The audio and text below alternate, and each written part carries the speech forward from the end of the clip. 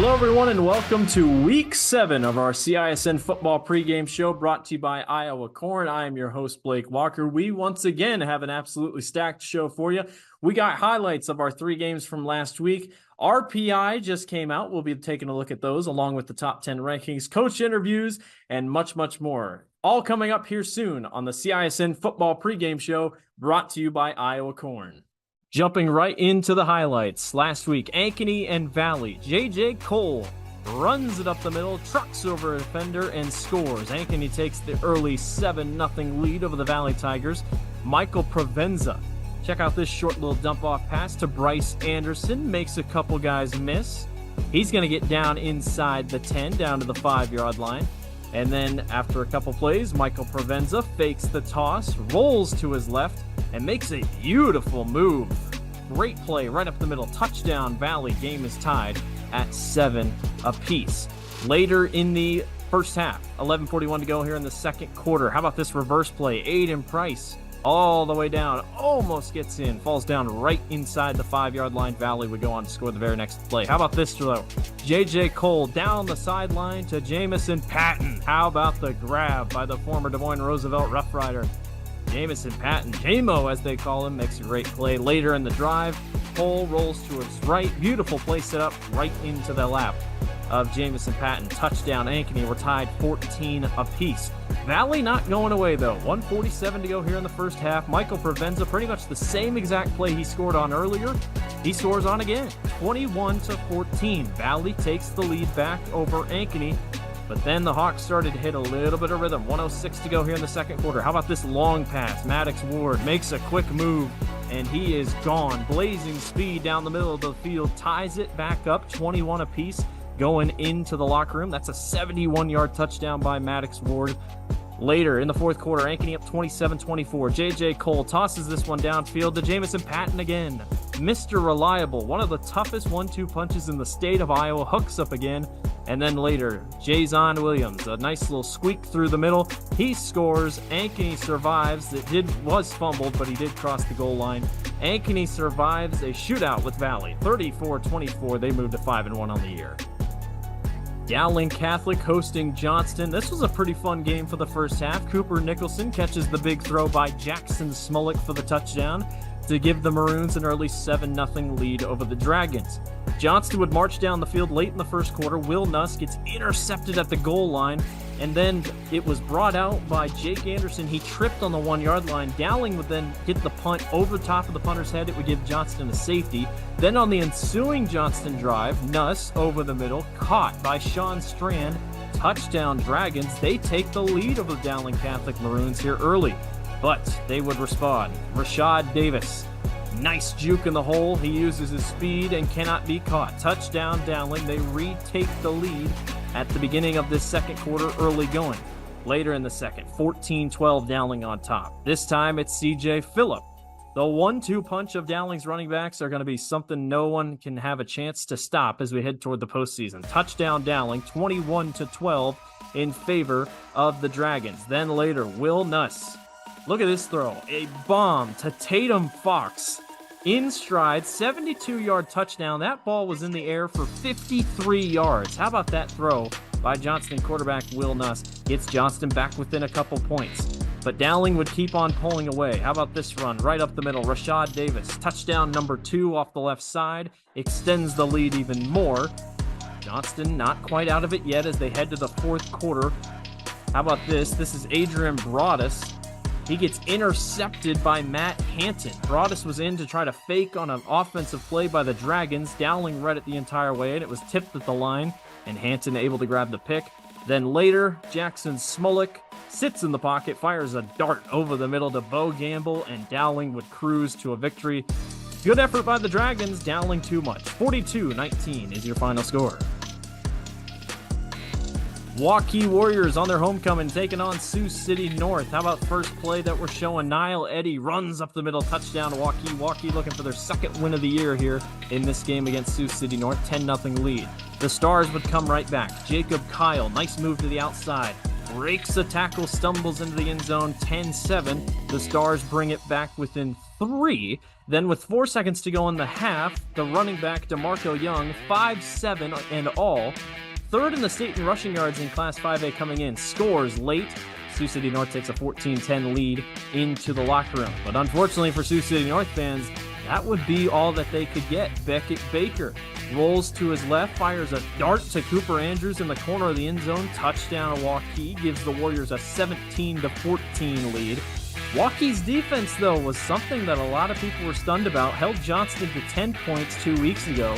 And then on this play, Carson Strobin gonna throw this one deep on a rollout. Left-handed quarterback, by the way. Lucas Struck gets it picked off and grabs it out of the air. 17-14 remains your score. And then Waukee later in the fourth quarter with 5:30 remaining. Baker keeps, rolls, and runs. Touchdown Waukee. The Warriors move to 2-4 on the season. Much needed win over Sioux City North. Waukee wins. That concludes our highlights of last week's game. We're going to take a quick break and we'll be back for coach interviews. You're watching the CISN Football Pregame Show brought to you by Iowa Corn.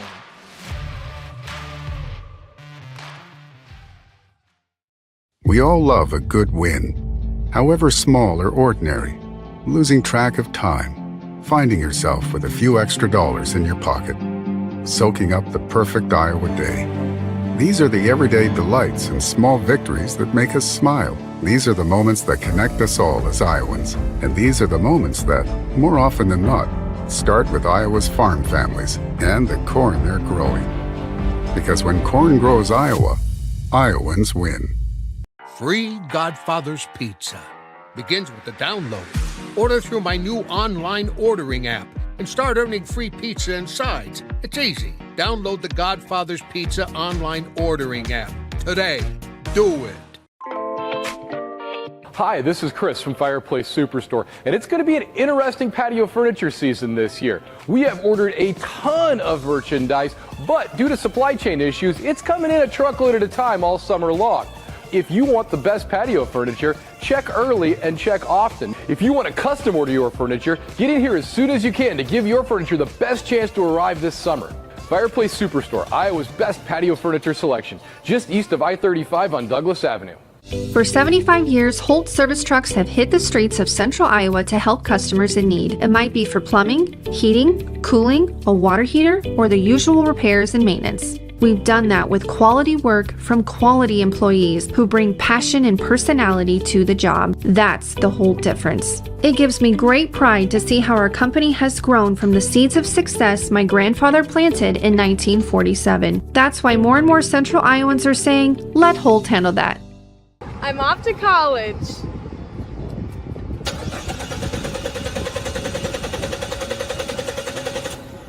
Oh, rats! Hi, Joe the car guy with a reminder. Before you send your kids off to school, set up an appointment with Westside Auto. We check everything from tires to belts, fluids, hoses, wipers, and lights. 44 inspection points to help prevent that oh rats moment for your students. Call us today to set up your appointment. We'll have your kids off to school saying, For the best, head west. Westside Auto. Not all used vehicles are created equal. DeArmond certified used vehicles have a big advantage. What sets us apart is that all used vehicles receive a 175-point inspection. Carfax report, 2 oil changes, collision deductible coverage, and wheel dent and windshield repair. Also, all DeArmond certified come with 2 warranties. A 1-year 12,000-mile bumper-to-bumper and a 2-year 100,000-mile powertrain. DeArmond Ford Indianola, DeArmond Automotive Knoxville, DeArmondAuto.com. Do you know what the best part about being a dog is? You can hear disaster before it even happens. You know what they say about disaster. Sometimes it can inspire a symphony.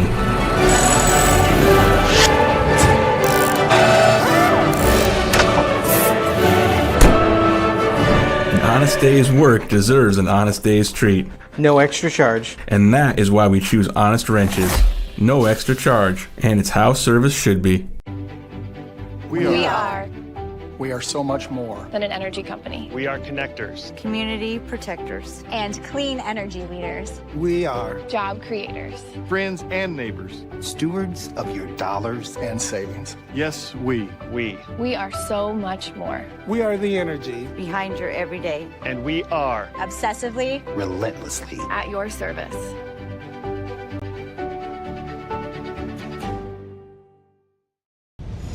Ever have one of those awkward moments when a business disappointed you? You got ripped off? Didn't get what you expected?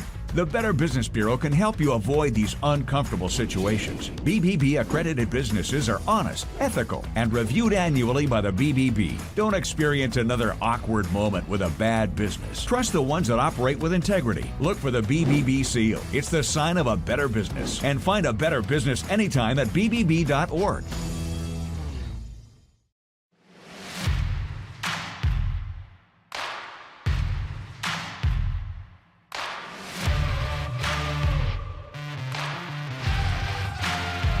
Welcome back to the CISN Football Pregame Show brought to you by Iowa Corn. I'm your host, Blake Walker.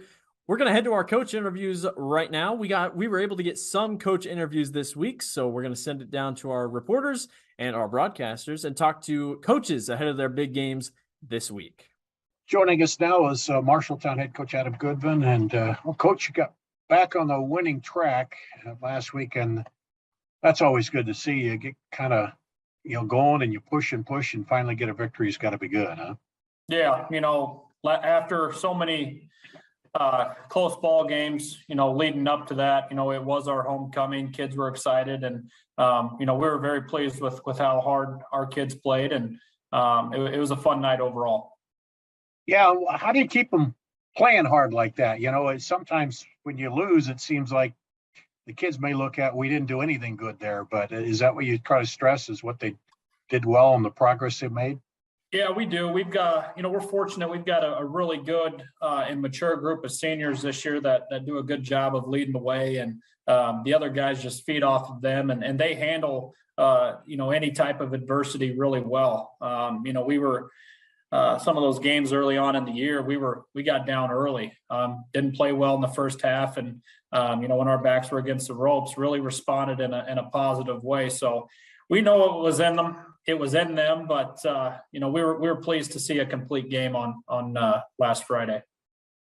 And let's talk about this. You go on the road now to Roosevelt, right? And another tough opponent you face this week.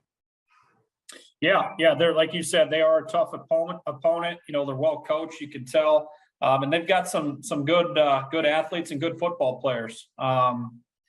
We know that they feel comfortable throwing the ball, and they've got a lot of weapons too. So it's going to be a pretty big challenge and exciting opportunity for our defensive backs, and it should be a good football game Friday night.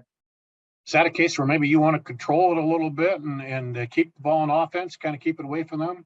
I think we kind of naturally do that with what we do offensively. But it's going to come down to just taking what we see, running what we feel comfortable running against, how they line up, and just kind of playing it by series.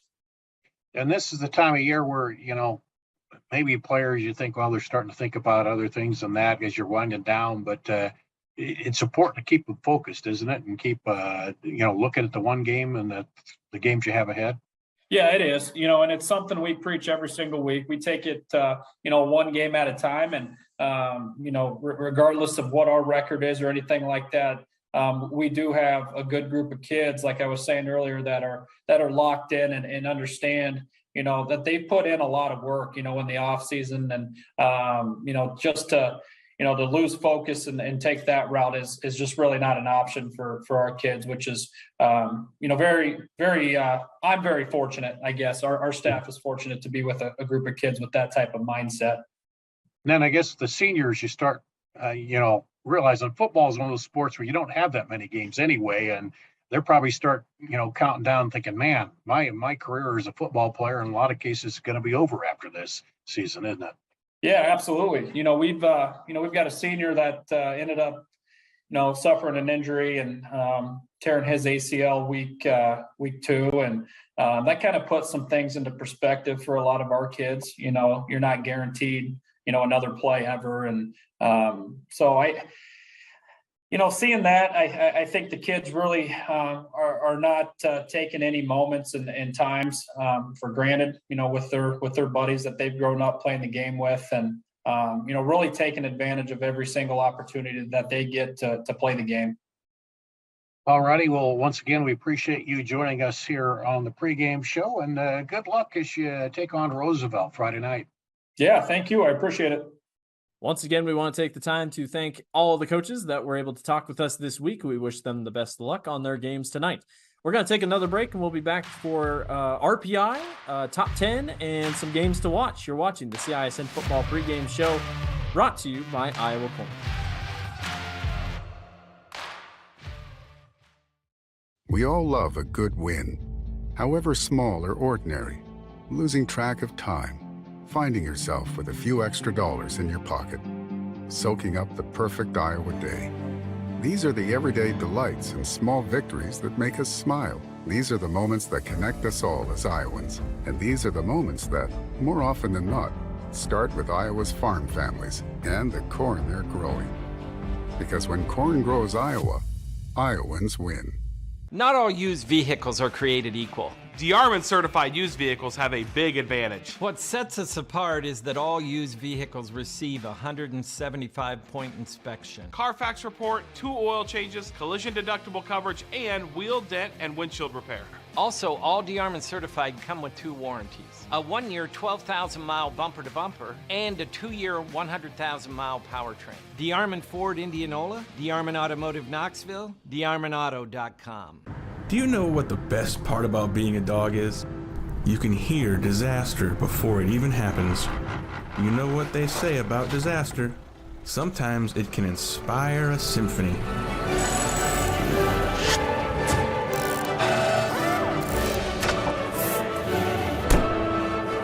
An honest day's work deserves an honest day's treat. No extra charge. And that is why we choose Honest Wrenches. No extra charge, and it's how service should be. We are We are so much more than an energy company. We are connectors, community protectors, and clean energy leaders. We are Job creators. friends and neighbors. stewards of your dollars and savings. Yes, we. We are so much more. We are the energy Behind your everyday, And we are. obsessively, relentlessly. At your service.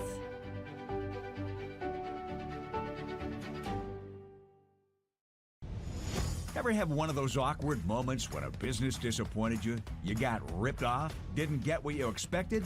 The Better Business Bureau can help you avoid these uncomfortable situations. BBB accredited businesses are honest, ethical, and reviewed annually by the BBB. Don't experience another awkward moment with a bad business. Trust the ones that operate with integrity. Look for the BBB seal. It's the sign of a better business. And find a better business anytime at bbb.org. Free Godfather's Pizza begins with the download. Order through my new online ordering app and start earning free pizza and sides. It's easy. Download the Godfather's Pizza online ordering app today. Do it.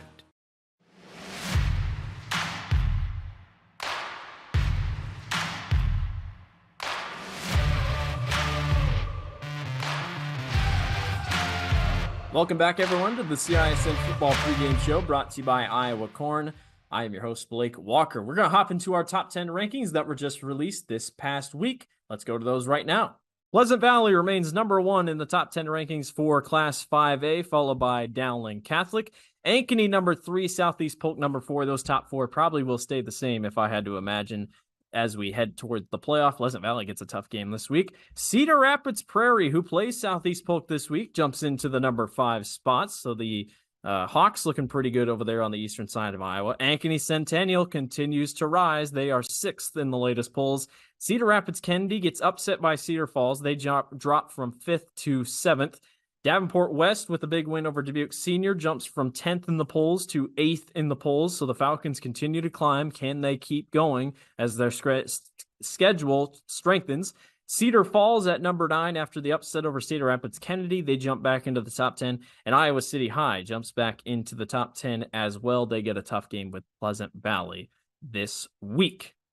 Now on to the RPI. RPI is the big important factor when it comes to seeding these teams.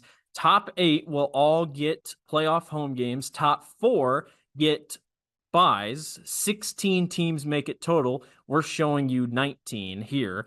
Dowling Catholic is number 1. Pleasant Valley is 2nd. Ankeny 3. Southeast Polk 4. Cedar Rapids Prairie are 5th. That is the same pretty much top 5. Only difference is Dowling, Pleasant Valley have swapped places. Davenport West 6th, might come to a surprise, over Ankeny Centennial. Cedar Rapids Kennedy is 8th. Ames is 9th. Ames is not ranked in the Class 5A rankings by the Des Moines Register. They currently have a big game with Dowling this upcoming week. Iowa City High is 10th. Waukee Northwest, who just got back to 3-3, 500 last week, they are in 11th. Over Cedar Falls in 12th. Iowa City West in 13th. Sioux City East in 14th. Urbandale at 4-2 is in 15th. And Johnston at 3-3 is in 16th. The 3 teams on the outside looking in, Valley at 3-3, then Linmar and Dubuque Senior. Valley will be the one to watch in the next couple weeks. Can they break into that top 16 and get a shot at the playoffs? And finally, we are headed on to our games of the week to watch here in Class 5A. Ankeny Centennial taking on Waukee Northwest. That game can be seen here on CISN. Waukee Northwest started 0-3. They're back to 3-3. Centennial started 1-2. They are now 4-2 on the season. The Jaguars are looking really solid, trying to get back to that spot. They are looking as a possible team that could get a top 4 seed in the playoffs. That'll be a good game over here on CISN. Another game on CISN, sneaky good game, Marshalltown versus Roosevelt. The records might not look amazing, but 2 teams that are coming off decent wins. Roosevelt got an upset win over Des Moines North, last week, and won the Des Moines School Championship. Roosevelt and Marshalltown at Drake Stadium should be a good game. And the final game on CISN, Valley takes on Des Moines. Lincoln Valley with a big game last week against Ankeny fell just short. Can they recover against a tricky Des Moines Lincoln Rail Splitter team?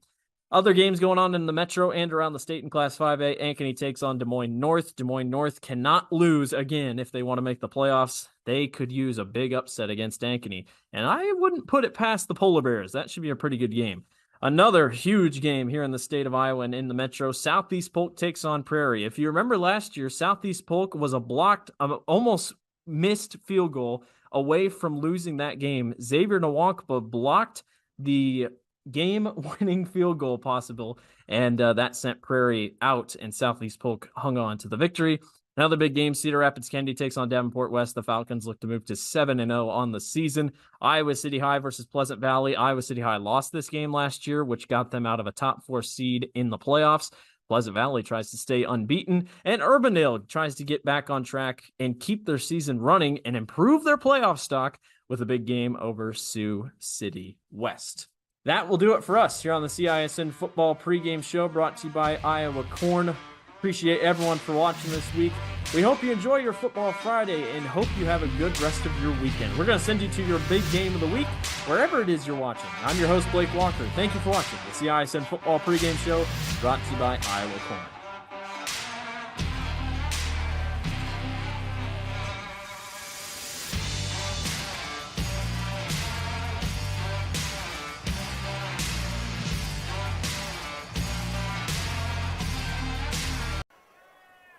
Good evening, everyone. Happy Friday, and welcome to tonight's Central Iowa Sports Network Football Friday matchup. We come to you live from Drake Stadium as the 3-3 Roosevelt Rough Riders take on the 2-4 Marshalltown Bobcats. Good evening, everyone. Blake Walker, along with my partner Hunter Phillips, with you this evening.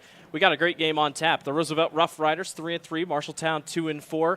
Roosevelt coming off a huge win against Des Moines North last week, taking home the Des Moines Public Schools Championship over Des Moines North. That's a huge win for them. How do they take – there's still a playoff spot on the line for Roosevelt if they want it. What do they got to do tonight to beat a tricky Marshalltown team? I tell you what, they're really going to have to establish the run game, and that's what they've been able to do really all season, but especially last week. Whenever they needed to get those extra yards against North, that's what they were able to do, and that was a game that could really go either way. But both teams are coming off a win A lot of motivation for both of these squads, and of course, so this was a very close game a year ago. I think we're expecting a little bit more scoring this time, but I tell you what, it's going to be a back-and-forth battle, fun to watch. 14-7 was the final score last year. It was Marshalltown who took down Des Moines Roosevelt with Jamison Patton. Roosevelt, if they would have won that game, probably would have made the playoffs, so a little bit of momentum on Roosevelt's side to try to come back and win it this year. Roosevelt 3-3, still could make the playoffs, have to win out, and maybe get a couple lucky breaks, but it's all very possible as the playoff and RPI continues to shift. Roosevelt not in the top 19, though, into this week's RPI, but they're led by a very talented quarterback, Dominic Wade, 13 touchdowns, 4 picks. He's one of the better quarterbacks secretly in 5A. He really is a sneaky good athlete, and he's gotten better each and every week. 3 touchdowns, but most importantly, no interceptions last week on the road in hostile territory at North. They wanted to see more of that here tonight. It is homecoming here at Drake Stadium in Week 7. It's Des Moines Roosevelt versus the Marshalltown Bobcats. We will be right back for your rest of your pregame show. You are watching the Central Iowa Sports Network. 1,300 vehicles on WaukeeChevy.com. Schottenkirk Chevy Waukee. If we don't have it, you can build it. Newly expanded service department means we're hiring. See the openings on WaukeeChevy.com. Schottenkirk Chevy Waukee. WaukeeChevy.com. We are so much more than an energy company. We are connectors, community protectors, and clean energy leaders. We are Job creators. friends and neighbors. stewards of your dollars and savings. Yes, we. We are so much more. We are the energy Behind your everyday. And we are Obsessively. relentlessly. At your service.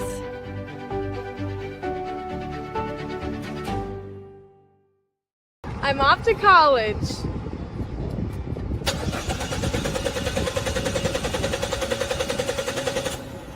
Oh, rats! Hi, Joe the Car Guy with a reminder. Before you send your kids off to school, set up an appointment with Westside Auto. We check everything from tires to belts, fluids, hoses, wipers, and lights. 44 inspection points to help prevent that oh rats moment for your students. Call us today to set up your appointment. We'll have your kids off to school saying, For the best, head west. Westside Auto. Ever have one of those awkward moments when a business disappointed you? You got ripped off? Didn't get what you expected? The Better Business Bureau can help you avoid these uncomfortable situations. BBB accredited businesses are honest, ethical, and reviewed annually by the BBB. Don't experience another awkward moment with a bad business. Trust the ones that operate with integrity. Look for the BBB seal. It's the sign of a better business. And find a better business anytime at bbb.org. We all love a good win, however small or ordinary. Losing track of time, finding yourself with a few extra dollars in your pocket, soaking up the perfect Iowa day. These are the everyday delights and small victories that make us smile. These are the moments that connect us all as Iowans. And these are the moments that, more often than not, start with Iowa's farm families and the corn they're growing. Because when corn grows Iowa, Iowans win. 75 years, Holt service trucks have hit the streets of central Iowa to help customers in need. It might be for plumbing, heating, cooling, a water heater, or the usual repairs and maintenance. We've done that with quality work from quality employees who bring passion and personality to the job. That's the Holt difference. It gives me great pride to see how our company has grown from the seeds of success my grandfather planted in 1947. That's why more and more central Iowans are saying, let Holt handle that. Hi, this is Chris from Fireplace Superstore, and it's going to be an interesting patio furniture season this year. We have ordered a ton of merchandise, but due to supply chain issues, it's coming in a truckload at a time all summer long. If you want the best patio furniture, check early and check often. If you want to custom order your furniture, get in here as soon as you can to give your furniture the best chance to arrive this summer. Fireplace Superstore, Iowa's best patio furniture selection, just east of I-35 on Douglas Avenue. Welcome back to the Central Iowa Sports Network. Blake Walker, Hunter Phillips with you here this evening for tonight's big game matchup. It is the Des Moines Roosevelt Rough Riders taking on the Marshalltown Bobcats. Roosevelt starting to work their way to the field, as well as Marshalltown. 47 degrees tonight. It is football weather. I was here in Roosevelt 2 weeks ago, and it was rainy and it was cold, so finally football weather is here. An almost full moon tonight. And should be a great game on tap. Great crowd all across the field for both Roosevelt and Marshalltown. These two teams very successful when it comes to history and having talented players come through the system. Hunter, you and I were talking about before the game, in the top 20 passing yards ever in Iowa high school state history, Marshalltown is currently just one school. One school has two players in those top 20 category. That would be Marshalltown. Marshalltown's Blake Gimble, 8,206 yards. That ranks 6th all-time in passing yards in the 11-man. And then Tyler Peshong ranks 12th with 7,259. Talk about when it comes to history, and these two teams have played each other quite a bit. What makes these teams always want to come back, play more every single year, and doesn't quite create a rivalry, but there sure is extra motivation? Yeah, there really is, and it's amazing just how many different coaches you've seen throughout the years, but they always mark this one on the calendar because you know that you're going to face some really good talent, and more importantly, teams that are hungry, teams that want to get a win. And so, really unique history for Marshalltown. Chance Creekmer's another quarterback, going way back to when they made it to the Unidome. And Roosevelt, they have a tremendous history as well with their football program. And so, it's great to see teams that are from outside of the Des Moines Metro make their way here. And, of course, teams like Lincoln made their way up north last week. And it kind of creates that friendly rivalry, I guess, so to speak, going back to that from Marshalltown, where they play with a little bit of a chip on their shoulder when they play some of the bigger schools here in Des Moines. Roosevelt takes the field. Marshalltown already on their side. Since 2010, Marshalltown leads the series between these two teams 3-2. Marshalltown won in 2010, 2011, and last year's matchup, Roosevelt beat the Bobcats in 2018 and 2019. So trying to tie up that series since the turn of the 2010s right now. Good student section on tap tonight. All pink breast cancer awareness. You see a couple pink socks, pink arm sleeves and whatnot for Roosevelt tonight. Both teams pretty much, I'd say Roosevelt had a little bit more in terms of depth. Bobcats not as much. Two of the smaller, you could say, quote, smaller 5A schools. But Marshalltown, last 5 games for the Bobcats, beat Waterloo East, lost to Newton by 7. Newton currently still remains undefeated. Lost to Fort Dodge, lost to Valley, but beat Des Moines Lincoln last week 42-13. Des Moines Roosevelt's last 5 games, a loss to Waukee, win against Ottumwa, back-to-back losses against Urbandale and Ankeny, and the big win last week against Des Moines North for the Des Moines Public Schools Championship. And Des Moines Roosevelt and Marshalltown will walk out to center field for the coin toss. Pretty much a false coin toss because this is technically done about 30 minutes before the game actually starts, but we'll see what the toss was nonetheless as the captains are out in the middle. But a great night for football here on the Central Iowa Sports Network. One of 3 games on our YouTube channel tonight. You can find Ankeny Centennial and Waukee Northwest. The Wolves currently lead Centennial 7-0. And you can find Des Moines Lincoln taking on Valley as well. Well, Blake, this is a Marshalltown team that is kind of playing with a little bit of a heavy heart as well. They lost one of their senior teammates last week to an injury, Jackson Bowie. Good two-way player, especially along the defensive line. And, their head coach, Adam Goodvin, just was really impressed with how the team was able to really regather themselves, especially because it was about 20 minutes where he was on the field. And just an unfortunate scene. He's unable to play here tonight, but there's still hope that he'll be able to play here later on in the season. But really impressed with their resolve and how they were able to handle that. No matter what sport, you're going to deal with adversity, and Marshalltown did a really good job of that and just trying to build off of how they were really able to really bounce back after that tough loss there in the first quarter. And so it'll be interesting to see how they set up, their defensive line. They're looking to really try to take advantage of going up against a Roosevelt offensive line that's still fairly new here this season. But all in all, it's going to be fun to see how this is going to be won in the battle of the trenches. Skill position. We have 2 really good quarterbacks on display here tonight. Sneaky good matchup here at Drake Stadium. Jackson Bowie had 2 catches, 15 yards, and a touchdown on the season. He was a big tight end for Marshalltown. They'll be missing him tonight. Brendan Feiners knocks this one short. Roosevelt hops on top of it and will go right to the ground. And we are off and running. That was Isaiah Roundtree able to hop on it. And Roosevelt's offense will set up shop at about the 29-yard line, And we get to see Dominic Wade. Dominic this season, very solid senior quarterback. 13 touchdowns, 4 interceptions, 889 yards. It's a weird comparison, but he runs like he could be Caleb Williams. He passes and has a little bit of passing IQ of Caleb Williams. Just kind of reminds me, he's a very smart quarterback in the backfield.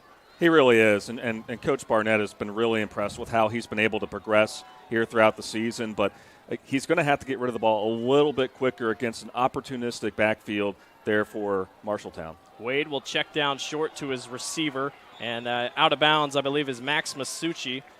Or actually, that's going to be Jaden Davison. Davison was the number 1 running back a couple weeks ago, took over Max Masucci's pretty much starting job. Davison, 217 yards on the ground this year. He gets the short check down pass on first down. He had 127 yards on the ground last week in that battle against North, 2 touchdowns, and he's a guy who's not afraid to not only get you there between the tackles but also out in space. George Williams, the big tight end, moves from left to right. Davison gets the handoff and runs right for a couple of yards, give him about a yard. It'll be 3rd down and short, upcoming for the Rough Riders. Well, and Blake, you mentioned history, particularly at the quarterback position for Marshalltown. Roosevelt has had a really good history of developing running backs, and being just a sophomore, Davison is looking like he's going to be the next go-to back here for this Rough Rider football program. Davison, 5'11", 180 pounds. Of pure downhill speed for the Rough Riders. They go to Davison on 3rd down, and he is stuffed in a pile by a herd of Marshalltown Bobcats, and that will bring up 4th down and about 3. And it looks like Roosevelt will be forced to punt. Quick 3 and out early for the Rough Riders. Well, this is exactly what Marshalltown wanted here on the road, forcing a 3 and out, and knowing that they were going to go with the run again. They were able to sell out there, have plenty of personnel in the middle, and that's just how you want to draw it up if you're Marshalltown. Trayshawn Brooks, the junior wide receiver and DB, will be back to receive the punt. Hurlbert catches it and gets it up in the air, almost was hit. This is going to be a wobbler that will stop at the 40 and drop down to about the 37-yard line, and that is where Marshalltown will set up shop, and Roosevelt's defense will come out onto the field. Marshalltown led by their starting quarterback, Dalen Hudson, the junior. Hudson played last year for the Bobcats. Hudson off to a rough start in the passing game. 4 touchdowns, 5 picks, 733 yards. It's his running game that has been the most impressive aspect of him so far. Yeah, and Coach Goodwin said, we've been bringing up the word sneaky. He's sneaky fast, especially for his size. At 6'4", 215 pounds. For his length, he is a guy who in open space can really get after it, and like we saw in the Valley game earlier on in the season, he's not afraid to lower his shoulder as well. So can Roosevelt match up with his physicality? That'll be cool to see here tonight. Roosevelt showing a little bit of a blitz. Marshalltown will shift, and already a coach will call a timeout as the play clock dropped all the way down. So Marshalltown takes a quick timeout. We'll take one with them. Marshalltown Roosevelt knotted at 0 early in the first. All love a good win, however small or ordinary. Losing track of time, finding yourself with a few extra dollars in your pocket, soaking up the perfect Iowa day. These are the everyday delights and small victories that make us smile. These are the moments that connect us all as Iowans. And these are the moments that, more often than not, start with Iowa's farm families and the corn they're growing. Because when corn grows Iowa, Iowans win. Welcome back to the Central Iowa Sports Network. Blake Walker, Hunter Phillips with you here this evening. Des Moines Roosevelt taking on the Marshalltown Bobcats. Marshalltown has it starting at the 36-yard line is where they're going to mark it. And Dalen Hudson in the backfield. Roosevelt thinks about blitzing. They pull up a couple of the linebackers. Man in motion. Running up the middle. Nice lane up middle for a-la Holmes. And Holmes gets a good chunk. Going to be second and short upcoming. Holmes had 6 carries for 28 yards last week, including a touchdown. And he's such a dynamic player for this Marshalltown offense. They use him in so many ways, but how about Marshalltown attacking Roosevelt right up the middle there to get things going? Great push from the offensive line. Holmes on the season, 375. He averages 5.5 yards per carry for the Bobcats. Hudson goes right back to Holmes, and Holmes lowers his shoulder, enough for a Bobcat first down. And the chains will move for Marshalltown. Good speed right off the chopping block. Well, and like we saw last week with their very big win over Lincoln, which that was their homecoming game for Marshalltown, 27 carries there in that contest, 245 yards on the ground. So this is a team that, kind of like Roosevelt, they're really going to try to set the tone in the ground game, and that will try to open things up in the pass game. First down and 10, new set of downs from their own 49, just outside of Roosevelt territory. Hudson short, caught, and dripped down immediately. That was Trayshawn Brooks. Dangerous throw, but he's able to get upfield for about 5. Dangerous pass on the outside by Hudson.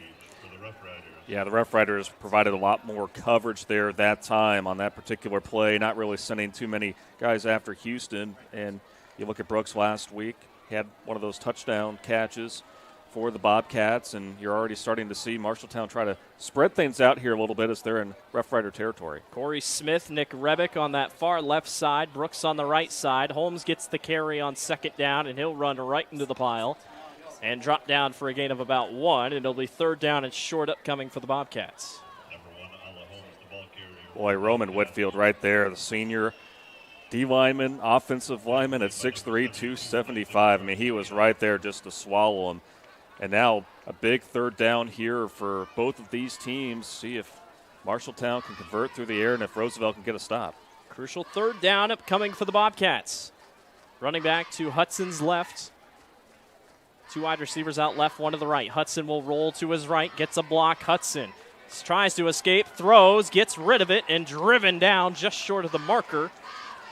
On the far sideline, that will be, can't quite tell, number 7 on that far side. That would be Jazik Lee. And take a look at the replay.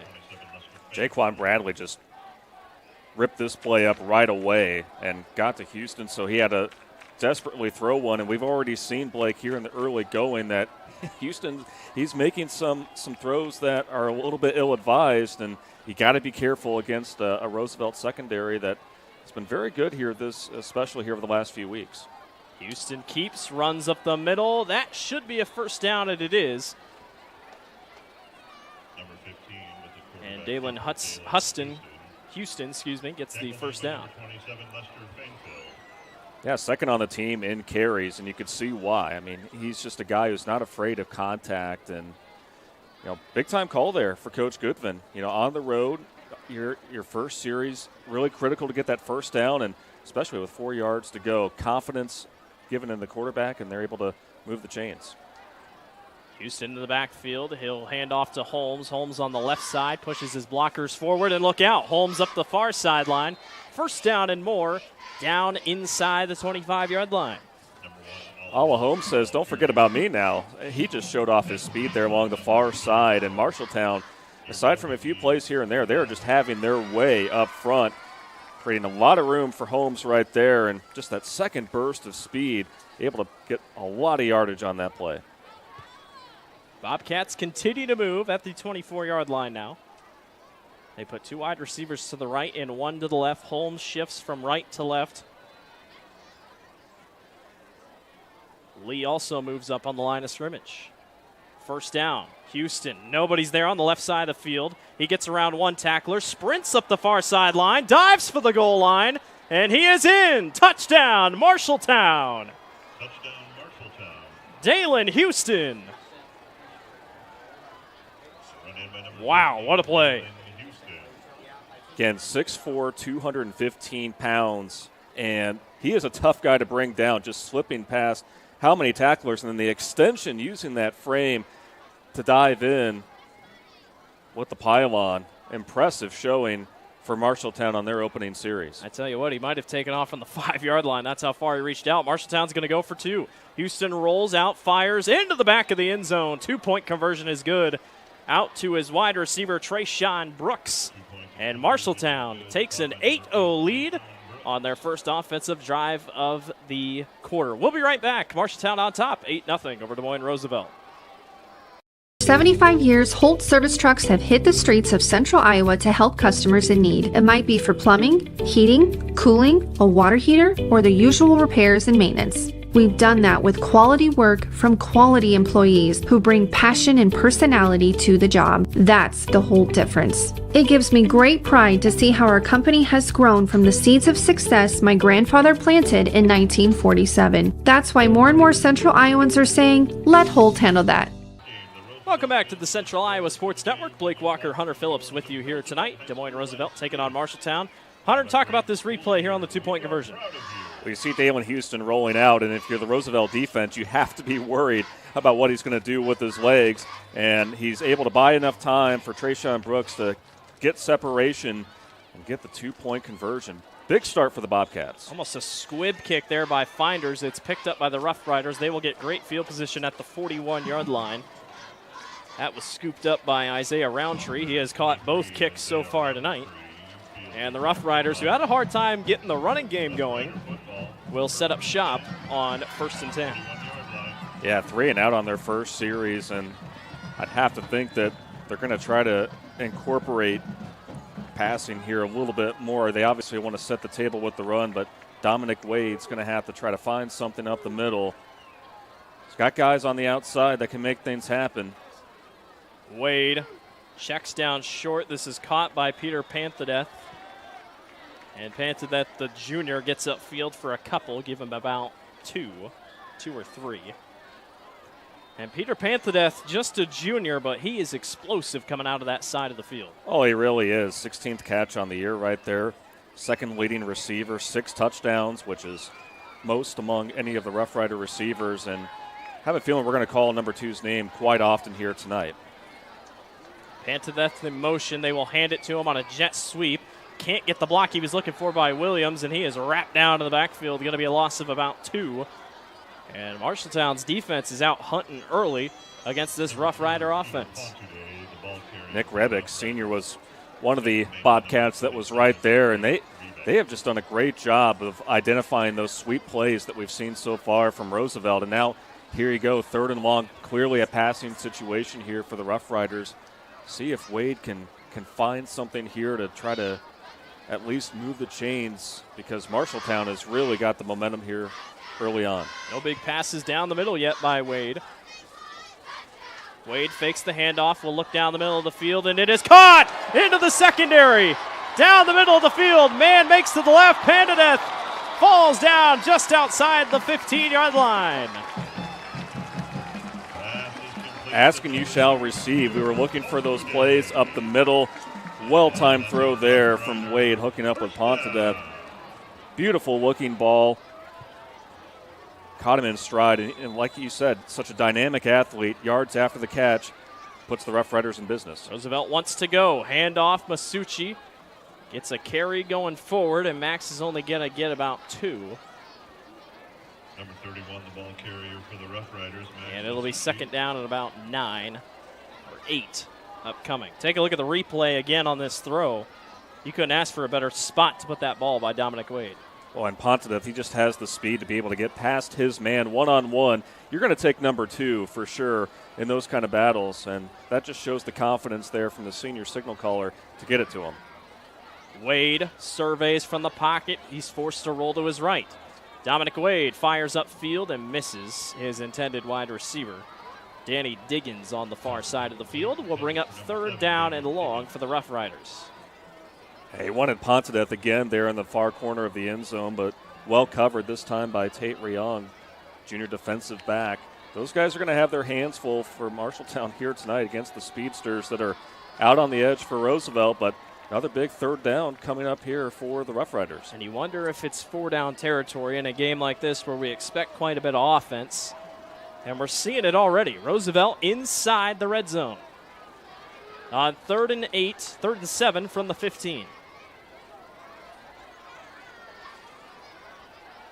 Wade stands in the pocket, fires to the end zone. Panthadeth, touchdown, Roosevelt.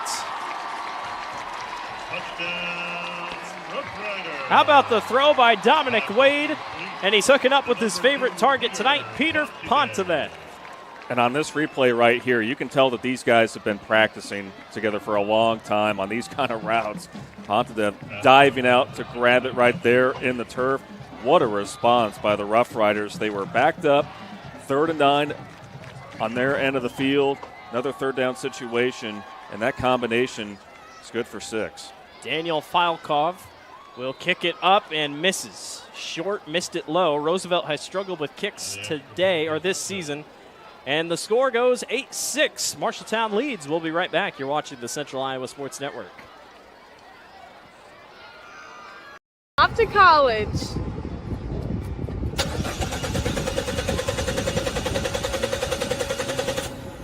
Oh, rats. Hi, Joe the Car Guy with a reminder. Before you send your kids off to school, set up an appointment with Westside Auto. We check everything from tires to belts, fluids, hoses, wipers, and lights. 44 inspection points to help prevent that oh rats moment for your students.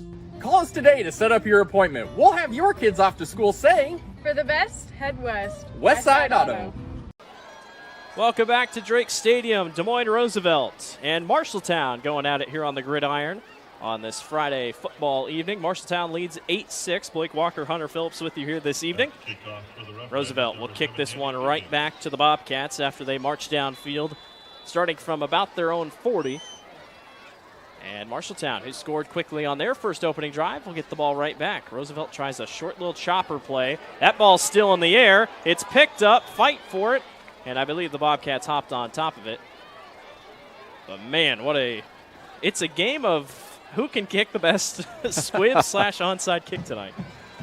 Yeah, there's 3 aspects to the game: offense, defense, and special teams. And, I was a little surprised to see Roosevelt elect for the PAT after we saw Marshalltown clearly go for the 2-point conversion, and they were able to convert. But I tell you what, in the brief timeout that we just had, you said we have ourselves a ball game, and I think that's certainly so. 2 teams that just on paper, we kind of anticipated this was going to be a back-and-forth contest, and, man, the first portion of this first quarter is not disappointed.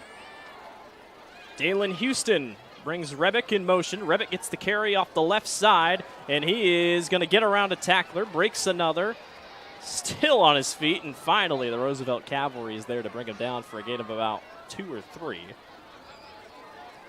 Rebick pretty solid in both the passing and rushing games so far this season. Number 27. 5'10", 185 senior.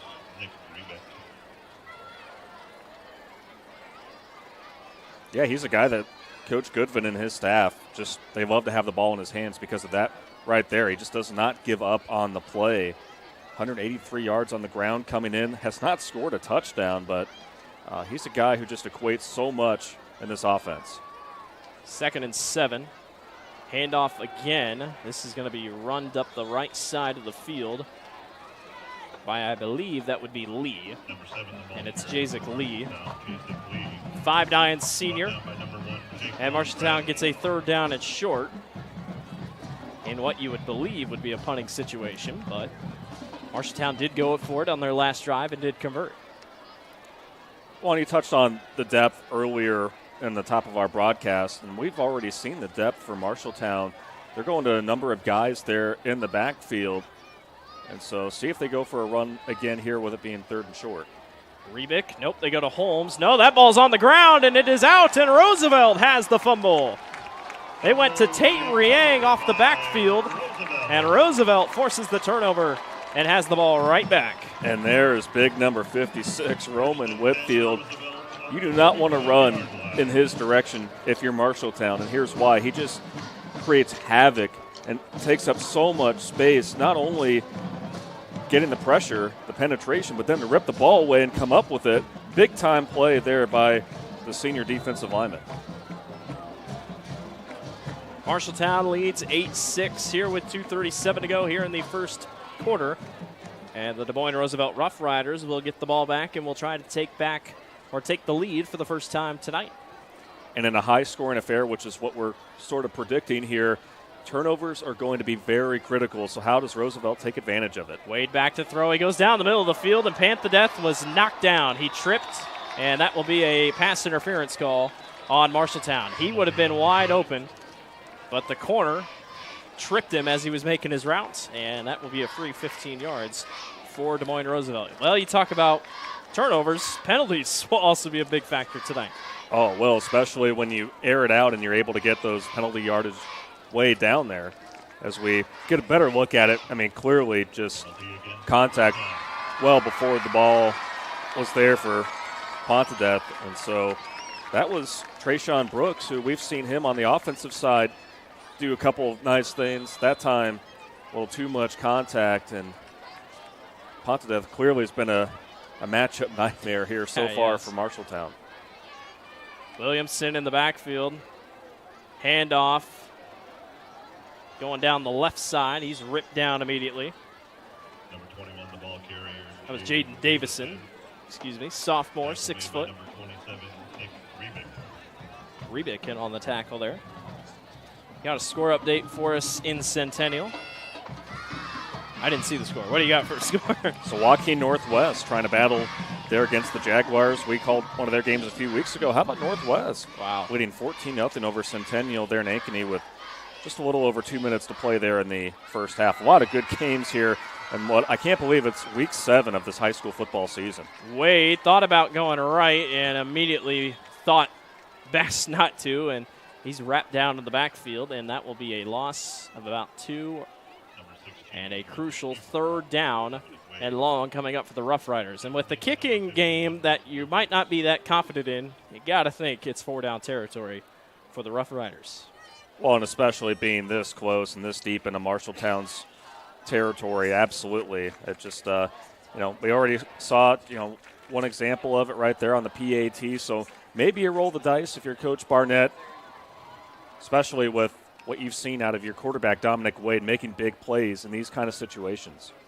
Danny Diggins on an island out to the left side. Watch for this one. Wade, look to the left, looks right, fires. End zone, Pontedeth, way overshoots him just outside of the end zone. And we will get a crucial 4th down upcoming. Well, what do you do? It looks like they're going to keep the offense out on the field, as they should. And they're going to be looking for the end zone. Don't need a touchdown. First down is at the 10-yard line. So you don't have to go for it all here, but 7 yards, that's a healthy distance here. So you're looking for the one-on-one battles, and not sure, maybe here to the near side, that's where you go, but Marshalltown showing blitz. They back off. Wade, here comes the pressure. Dominic Wade will roll to his right. Can he get to the goal line? He's going to race upfield. He'll have the first down.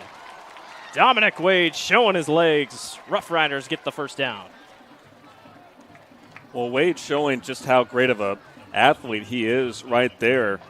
Nick Lucas was in pursuit, number 51, and I think initially Wade wanted to go to the left, but Lucas made him go off to the right, and then just showing off his speed there and just the recognition of knowing that he could slide down there inside the 10-yard line there at the 6 or 7 to get that first down. Wade came in with 130 yards on the ground coming into tonight.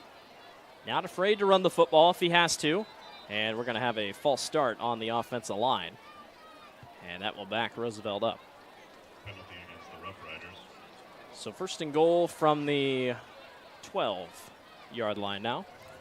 Fairly new offensive line this season for Roosevelt, and even at this point in the season, you're going to get that, but man, those are killers, especially when you're there at the 7-yard line and you can't pick up another first down, so inopportune time to have to back yourself up. Max Masucci off the right side, gets a hole and scores. Touchdown, Des Moines Roosevelt.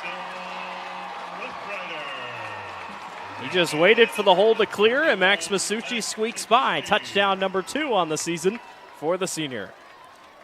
Yeah, got a nice seam there along the right side, and very good foot movement. There's he's able to defy the defensive back there for Marshalltown and then plow his way in for 6. So after a 3-and-out to get things started for Roosevelt, it really seems like they have settled in. Rough Riders will go for 2. And I'd expect they'd probably go for 2 the rest of the night, but you're starting from the 3, so not that far out. Masucci is the back. Wade will throw, fires short to Williams, and it's broken up at the line of scrimmage. Nice play by Marshalltown. 12-8 is your score. Rough Riders on top of the Bobcats. We'll be right back. You're watching the Central Iowa Sports Network. Free Godfather's Pizza begins with the download. Order through my new online ordering app and start earning free pizza and sides. It's easy. Download the Godfather's Pizza online ordering app today. Do it. Do you know what the best part about being a dog is? You can hear disaster before it even happens. You know what they say about disaster. Sometimes it can inspire a symphony.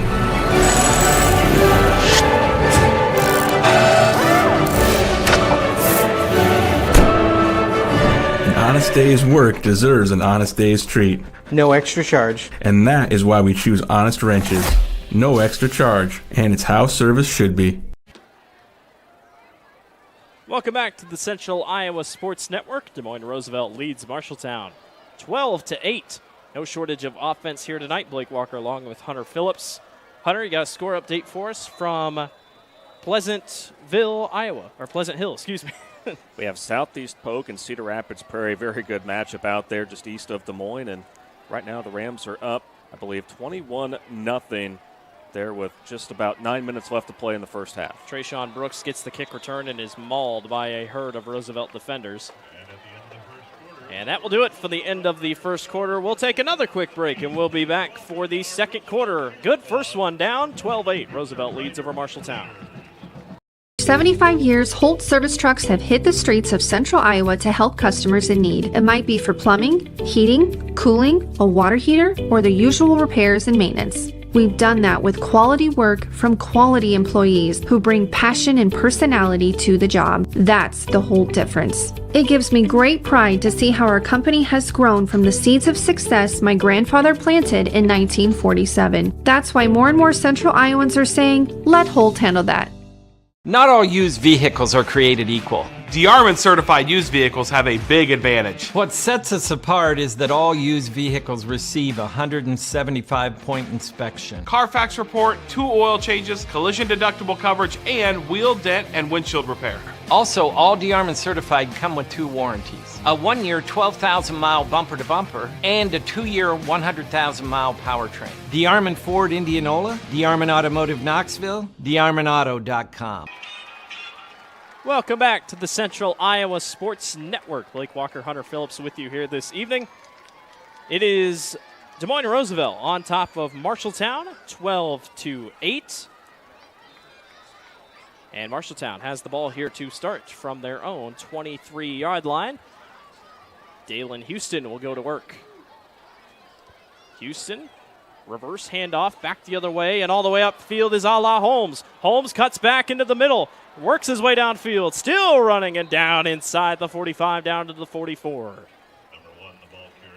Boy, just what Marshalltown needed to get this drive going. Know that they were really disappointed with that fumble and giving Roosevelt short field to work with, but Ala Holmes just stretching it out right there. We've seen the right side of that offensive line really do well for both teams, but especially for Marshalltown. Both teams have been running the ball fairly well here to get things going. And again, it's just hard to believe here we are going into the second quarter. We've already seen a lot of excitement, but Marshalltown looking very determined here to start this series.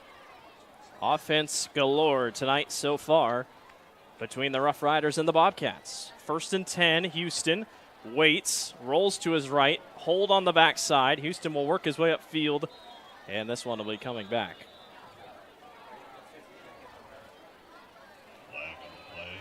Houston had a lot of time, but the official was like, yeah, I know why you had a lot of time. So this will bring back the Bobcats, and another penalty. And Hunter, you and I talked about penalties in a game like this. It hasn't seemed to affect that bad, as here on the replay we'll see the hold. Let's see, how good are your eyes? Well, and when you have a running quarterback like Houston, you saw it right there in the backfield, right there at the 50, you're going to run the risk of there being some penalties. Oftentimes you also see an illegal man downfield as a part of a quarterback scrambling, trying to find something, but Marshalltown really backed up after that real big gain by Ala Holmes to get this drive going. Hold was on David Santa Cruz Monteria. 1st down and 23. Ala Holmes tries to get a hole, breaks a couple, And his ability to gain yards after first contact is helping Marshalltown here to get him about 3 or 4 yards. Marshalltown just showing off their physicality here thus far. I mean, they are ready to meet the Rough Riders right there at the line of scrimmage, and especially at the skill set players, just how they're not afraid to back away from contact. So one of the keys for Roosevelt clearly is, I mean, you got to be able to make that first tackle there in open space, because we've seen just the speed of some guys like Ala Holmes as well as Trayshawn Brooks. Once they're in open space, it's really hard to bring them down. 2nd and 17 for Houston. Dalen back to throw. He's going to lob it down over the middle. This is caught. No, dropped. Trayshawn Brooks had it right at the sticks, and it just came out when he hit the ground. But a heck of a ball placement by Houston. Yeah, it was right there for Brooks to be able to get it. Braden Page was there defensively, and that's why you just don't give up on it. Even though he brought it down, you still try to jar that ball loose. And so great second effort there by the defensive back, just a junior for Roosevelt. And those are the individual battles that you're going to have to win when you're going up against a quarterback like Houston. 3rd down and a long 17 upcoming for the Bobcats. They bunch Rebick to the right, 1 to the left. Rebick in motion. Houston fires short, and this is caught. It totally would have been a reverse play because Ala Holmes was coming, but Hunter, when you're pushed up against the far sideline, yeah, that play could have worked, but you didn't have any room to toss it. Yeah, no room, and Roosevelt, they had the right personnel right over there, and just a good job by Roosevelt defensively. After that one big play by Ala Holmes, they were just getting back to their fundamentals and tackling, and and of course that penalty. That's really the first time here tonight we've seen a penalty really affect the team, and another one's going to be here on. Too many men broke the huddle for Marshalltown. They broke the huddle, and flag comes out. So that will back up Marshalltown even more. Maybe not a bad thing, depending on how Dalen Houston punts this thing. You see a couple of these quarterback-punter combinations in the state of Iowa. Also can be dangerous when it comes to faking. Yeah, maybe trying to help out his own cause here, but really like the way Roosevelt has played on the defensive side of the ball. Roosevelt sends the house. He gets it away. Page is back. It bounces, and we'll get a good Roosevelt bounce, and Marshalltown will pick it up at the 37-yard line. And Roosevelt will set up shop there. What do you got? Well, halftime for one of our other games on the Central Iowa Sports Network. Both of these teams have already played Lincoln here this season, and just a tough night for the Rail Splitters playing at West Des Moines Valley, a team that not only is talented, but they're desperate. I mean, they're a team that they don't want the playoff streak to end, and so 47-0 West Des Moines Valley on top of Lincoln at halftime. So Gary Swenson's Tigers are rolling right now, but Roosevelt, they will have a chance to face the Tigers later on in the season, and so that's what you love about this format is that the urgency is really picking up for all teams here in these final set of weeks. Davison gets the carry and is met immediately by Marshalltown and big number 74, Cunye.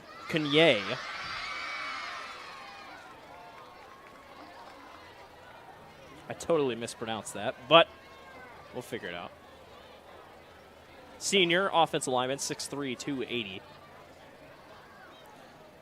And we've seen, really, for both of these teams, they have some big guys up front. And so that's why they're trying to stretch it out, because getting yards to gain up the middle is going to be so difficult. It's going to be really taxing for both offensive lines. Wade rolls out, fires upfield to the tight end, George Williams. And Williams is upfield, first down and more for the big tight end. Now, George Williams, Hunter, is probably what you'd think when you think of Iowa-born tight ends. He is big, he is tall, he is strong, and he can play any position, but very good at tight end. 6'4" and 230. I mean, just great size right there, and being able to gain separation there on the outside. Going into this matchup, Adam Goodvin, head coach there for Marshalltown, he circled number 84 as a player to watch, and rightfully so right there, because for a big guy like him, he's got great hands, great footwork, and able to get his first reception on the night. Wade rolls out, has to get rid of it, and he does. He was hit late, but no call. I'll bring up 2nd down at 10 for the Rough Riders, trying to extend their lead over Marshalltown. Seth Smith was right there and just quickly got through the middle of the line there and was able to force Wade out of the pocket, make him uncomfortable, and that's going to be something that Marshalltown has to do tonight. You have to be able to just really disrupt things right away, because if you give Wade time in the pocket, he's either going to take off and run like we've already seen, or he's been able to hook up with a number of guys already. So Marshalltown needs to be able to keep that up if they want a chance here tonight. 2 wide receivers bunched to the right. William moves in. Davison gets the carry and is spun down. Nice chunk of yardage upfield. It'll be 3rd down and about 4 or 5 upcoming for the Rough Riders. And I would have to think that Peter Pontedeth is going to be the go-to guy here in this particular situation. You're trying to establish the run. Now is the time when you can really spread it out, and we've seen number 2 and how he's been able to, no matter which defensive back from Marshalltown he's matched up against, he's someone that can make a miss, and he's on the far side of your screen. Twin tight ends here for Roosevelt on 3rd down and 5. Wade, pressure coming, rolls to his right, eyes upfield, nobody's there, and he'll get out of bounds. 1st down for Roosevelt. And just like you said, Hunter, the ability to run and pass is not going well for Marshalltown secondary right now. No, it really isn't. I mean, Dominic Wade has shown that he is just a multi-dimensional threat. And that's something that he's really, I think, gained confidence in throughout the season. You know, when the season first started, he was the guy who was a little tentative, and maybe he would just throw it out of bounds or take the sack. No, he's a guy who's really become a go-getter now, and he's run the ball exceptionally well here early. Max Masucci bounces it to the left side, gets a couple yards upfield. Going to get it about 2nd down and 6 upcoming. Roosevelt taking their time here on this drive here, thanks to the ground game. Well, and trying to wear down this Marshalltown defense, and equally, you don't want Dalen Houston out on the field on the other side because of how dynamic he can be as both a passer and a runner like we've seen. So Roosevelt right now just being very methodical with this drive. Late substitution. Masucci checked out, had a little bit of a limp here on the sideline. Davison bounces it to the left side, tries to work his way upfield and is met immediately. He might not have gotten back to the line of scrimmage. It'll be 3rd down and long upcoming for the Rough Riders. In 4-down territory, most likely. Rogelio Seren there on your screen was the one that made that play. Nice open field tackle on Davison, who, you know, being at his particular height, you know, at 6 foot, I mean, tough guy to bring down and, you know, still continuing to grow. This is a big 3rd down here for Marshalltown to try to get their defense off the field, although it could be 4-down territory for Roosevelt. 3rd and 6. Davison got the middle, got a crease. Davison pushes upfield, and I believe he's going to have the 1st down, and he does. Roosevelt converts. Davison, the ball carrier for the Rough Riders. And we saw that change of vision. Yeah, and it's the vision that Davison has really shown here lately, going from one end to the other. Nice stiff arm, and then plowing right through 3 Bobcats right there to get enough for the 1st down. And that's been really the bugaboo here for the Bobcats, is just their inability to stop the Rough Riders on 3rd down. And we've seen it especially take shape here in what's been a lengthy time of possession for Roosevelt. Max Masucci remains on the bench. He's being checked out by medical staff. So a good dose of Davison here. Wade back to throw, and we're going to have a false start called late, I believe. George Williams took off a little prematurely, and Wade was going to throw it to him because he was wide open down the seam. But a little too much excitement there. Thought that they were going to get the upper hand here, and just a split second early there by Williams. He was ready to go off to the races, and I think we're going to have a timeout on the field. We will take a timeout with them. Roosevelt leads 12-8 over Marshalltown. You're watching the Central Iowa Sports Network. All love a good win. However small or ordinary, losing track of time, finding yourself with a few extra dollars in your pocket, soaking up the perfect Iowa day. These are the everyday delights and small victories that make us smile. These are the moments that connect us all as Iowans. And these are the moments that, more often than not, start with Iowa's farm families and the corn they're growing. Because when corn grows Iowa, Iowans win. Hi, this is Chris from Fireplace Superstore, and it's going to be an interesting patio furniture season this year. We have ordered a ton of merchandise, but due to supply chain issues, it's coming in a truckload at a time all summer long. If you want the best patio furniture, check early and check often. If you want to custom order your furniture, get in here as soon as you can to give your furniture the best chance to arrive this summer. Fireplace Superstore, Iowa's best patio furniture selection, just east of I-35 on Douglas Avenue. Welcome back to the Central Iowa Sports Network. Roosevelt on top of Marshalltown 12-8. First down and 15 is the call for the Rough Rider offense, taking some time off the clock on this long offensive drive. Davison with the carry, bounces it to the right side, gets a couple blocks. Davison works his way down to the 15.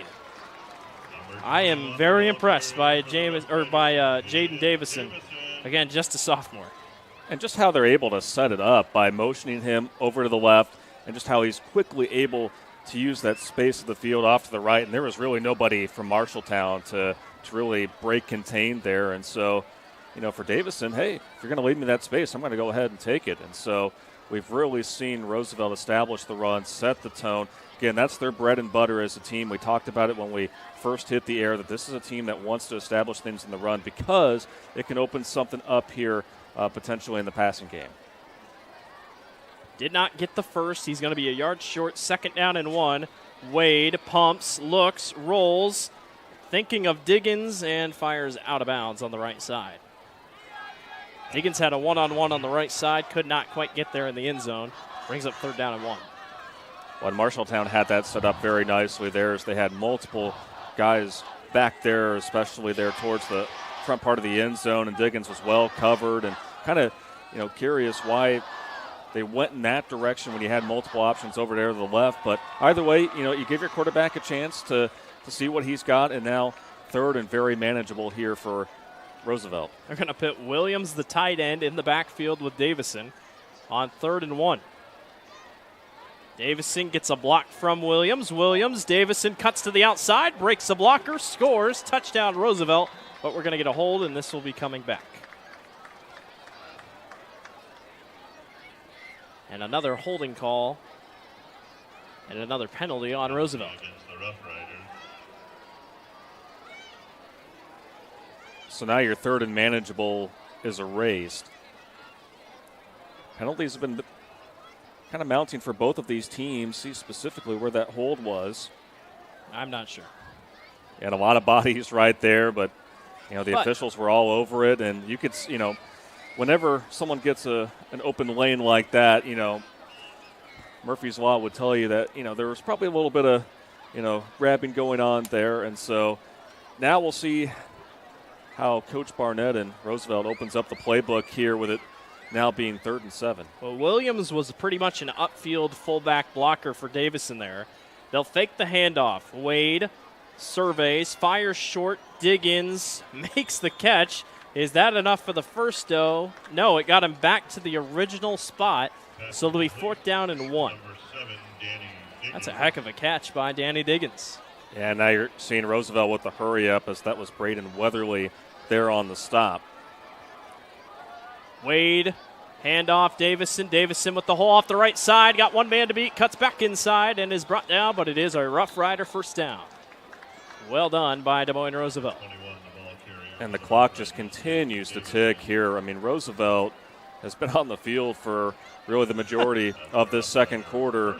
Very methodical, again, drive that we have seen from this Rough Rider team. And they bounced back after a little bit of a shaky start in their opening drive, going 3 and out, but they have just really bounced back in a nice way, mix of pass, and we've really seen the run healthy die to that here in this particular series. Playbook will open up once again. Pont the Death in motion. Dominic Wade waited, Thought about a screenplay, has to fire it short and out of bounds. Couple broken plays. That time the screenplay didn't work out to how Roosevelt wanted it to. Well, in short field there with that screenplay, there's not a lot of room to work with. And as a quarterback, you have to get rid of the ball really quickly, as there were about 3 or 4 Bobcats that were right there to engage on the senior quarterback. And we've seen a couple of plays, like you said, Blake, that have been broken up a little bit by this Marshalltown defensive line, continuing to play tough out there with their backs against the wall. Second and 7 on a second and goal opportunity. Davison, gotten a lot of him today, gets a carry on the right side, gets upfield to about the 4, and it'll be 3rd down and goal upcoming for the Rough Rider offense as the clock continues to tick. Roosevelt does get the ball back when we join out of the locker room, so something to think about, that they are in no rush. Marshalltown will have a crucial drive upcoming whenever they get the ball back, and will look to score as Roosevelt tries to extend their lead. They lead by 4 here, 12-8 with 2:10 remaining here in the second quarter. Pont the Death moves in motion. They bring Williams back as a fullback. Davison, carry, middle, pushing, no. 4th and goal from the 2 upcoming. We've seen this before. And this is a make-or-break play upcoming for Marshalltown's defense. And Roosevelt will want to think about it and take a timeout. We'll take one with them. 12-8. Roosevelt leads over Marshalltown. You're watching the Central Iowa Sports Network.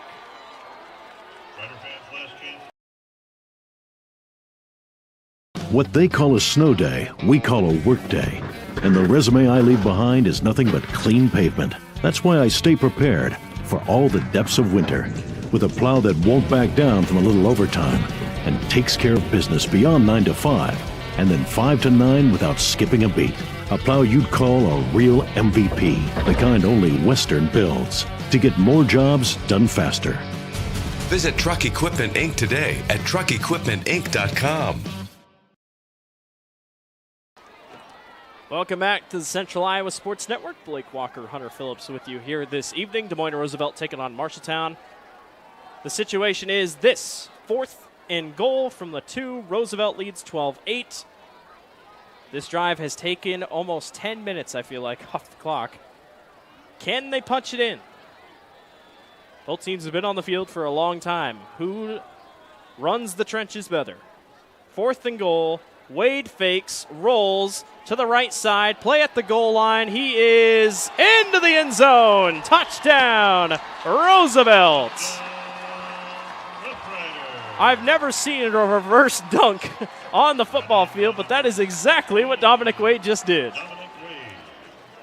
Dominic Wade, so impressive here, and you know going in a split second, you got to make a tough choice, a business decision, if you will, and just diving up right there, the reverse dunk, and able to get the extension past the goal line time and time again on this very long drive. You know, who was the go-to guy? It was Dominic Wade, and just a big win for this Roosevelt team before they head into the locker room, and for Marshalltown, just a backbreaker for them defensively. They will go for 2. Davison with the carry on the right side. Nobody's there. Great blocking downfield. 2-point conversion is good. Roosevelt extends the lead 20-8 over Marshalltown. We'll be back to see if Marshalltown can respond. You're watching the Central Iowa Sports Network.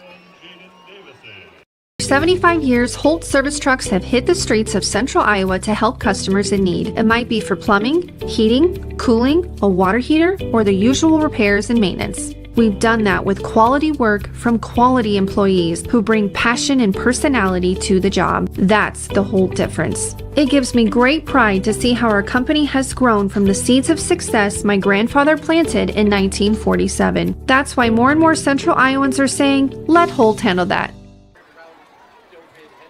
Welcome back to the Central Iowa Sports Network. Blake Walker, Hunter Phillips with you here this evening from Drake Stadium. Des Moines Roosevelt leads Marshalltown 20-8. Take a look at the 2-point conversion here.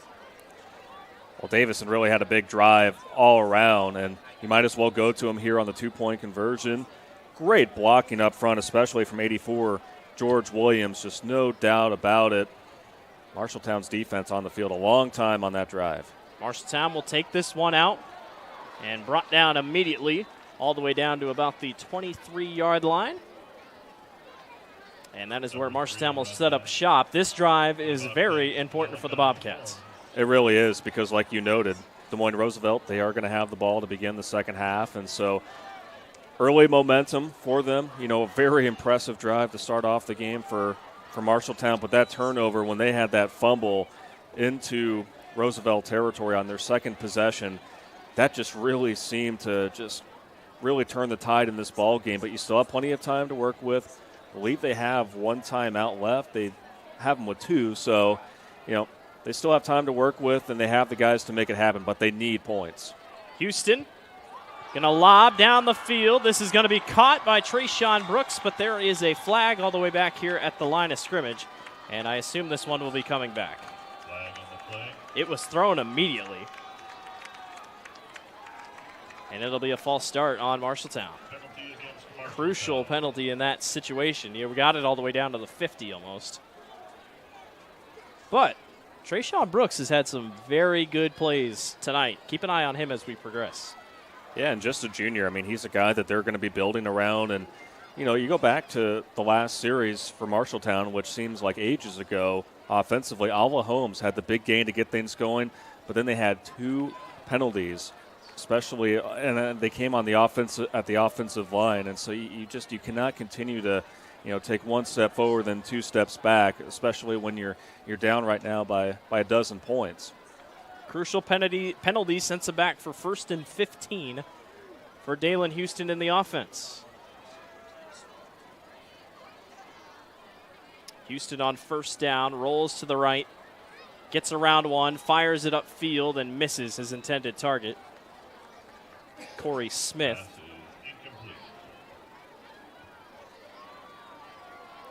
Bo Gosmowski was there defensively, and another throw that we've seen from Houston where it gets a little erratic when you throw across your body like that to the other end of the field. That's usually a no-no if you're a quarterback, and so very fortunate there again that he was able to fall that one incomplete. But again, Roosevelt knows that you're going to be passing right here.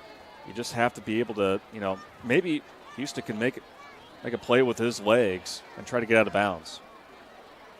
Houston rolls, goes right back to a-la Holmes. Holmes breaks a couple, and they tried that reverse play that worked earlier. It didn't work. Is Roosevelt going to call a timeout here? Nope, they're content to let this thing go to halftime. I thought maybe they'd get a little tricky, and I think Marshalltown will probably run this thing out as well. But a wild first half. Marshalltown took the early 8-0 lead. Roosevelt has responded with 20 straight of their own, thanks to Dominic Wade and his offense. But still a long way to go. A lot of halftime adjustments can be made with both two very talented offenses. 3rd and 13, 25 seconds to go.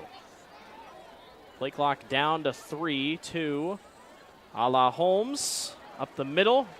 Good job by Roosevelt to get in there quick. And that should do it for the end of the first half, as the clock will tick under 10 seconds.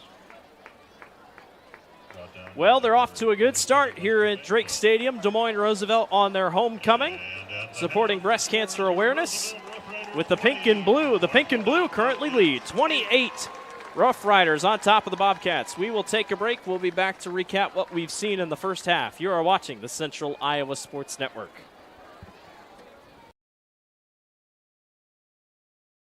When you need to conquer the drifts on your property, get the job done your way. The Western Defender Compact Snowplow.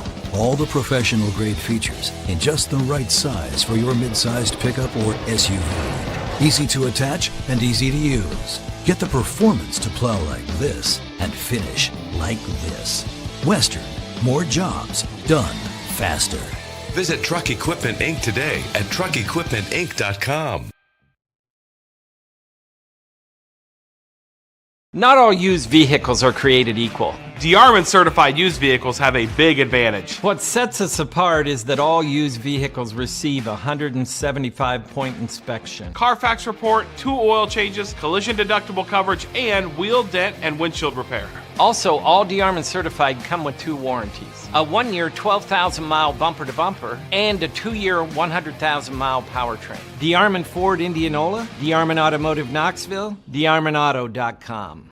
For 75 years, Holt service trucks have hit the streets of central Iowa to help customers in need. It might be for plumbing, heating, cooling, a water heater, or the usual repairs and maintenance. We've done that with quality work from quality employees who bring passion and personality to the job. That's the Holt difference. It gives me great pride to see how our company has grown from the seeds of success my grandfather planted in 1947. That's why more and more central Iowans are saying, let Holt handle that. Mornings. They can be hectic. Let's go! So can your car, so to get a free pickup, drop-off, or delivery, head over to Honest Wrenches. And their loaner vehicles? No extra charge. Find your peace of mind with even more wonderful services. Every vehicle that comes in gets a full visual inspection and a 5-year, 50,000-mile warranty. No extra charge. Head on over to Honest Wrenches. No extra charge, and it's how service should be. We all love a good win, however small or ordinary. Losing track of time, finding yourself with a few extra dollars in your pocket, soaking up the perfect Iowa day. These are the everyday delights and small victories that make us smile. These are the moments that connect us all as Iowans. And these are the moments that, more often than not, start with Iowa's farm families and the corn they're growing. Because when corn grows Iowa, Iowans win. Welcome back to the Central Iowa Sports Network here at Drake Stadium. Blake Walker, Hunter Phillips with you here this evening. Roosevelt up top of Marshalltown, 22-8. Hunter, really good first half. A lot of points we've seen so far, but the story has been Dominic Wade in this offense, just how talented they've been so far. Yeah, and that offense didn't really get off to an ideal start. Went 3 and out. Marshalltown really set the tone early in this football game, and they were able to go really from one end of the field to the next, and a critical 4th down possession for them, be able to pick that up and then go all the way there for a touchdown. And they were able to use their playmakers out in space, especially the likes of Trayshawn Brooks and Ala Holmes, and able to get the 2-point conversion. But then Roosevelt, with 20 unanswered points, and Dominic Wade, especially with his legs, that's where he was really most impressive, especially on that 10-minute long possession drive that they had. And on 4th and goal, there was no question who they were going to go to. They were just going to go to 16, and one of the most acrobatic finishes you'll see, diving into the end zone for a quarterback. Both of these quarterbacks, they're not afraid of contact at all, but really spread out. We saw the passing game get going with Peter Pontelbaum. He was able to score there in the first quarter, and then we also saw Max Masucci there get their 2nd touchdown. So they've been able to spread it around. Also really impressed with Jaden Davison as well, and how he's been able to run the football as well. So good answer by Roosevelt there after a little bit of a shaky start.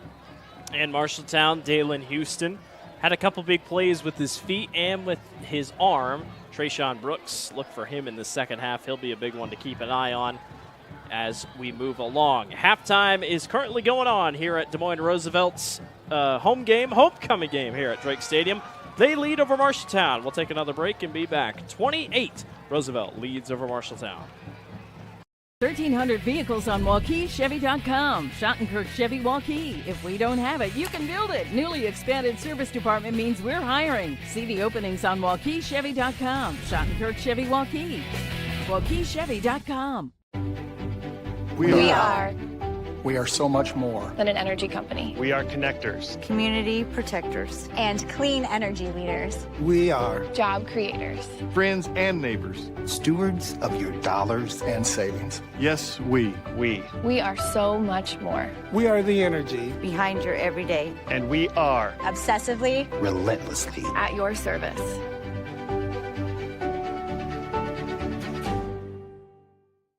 I'm off to college.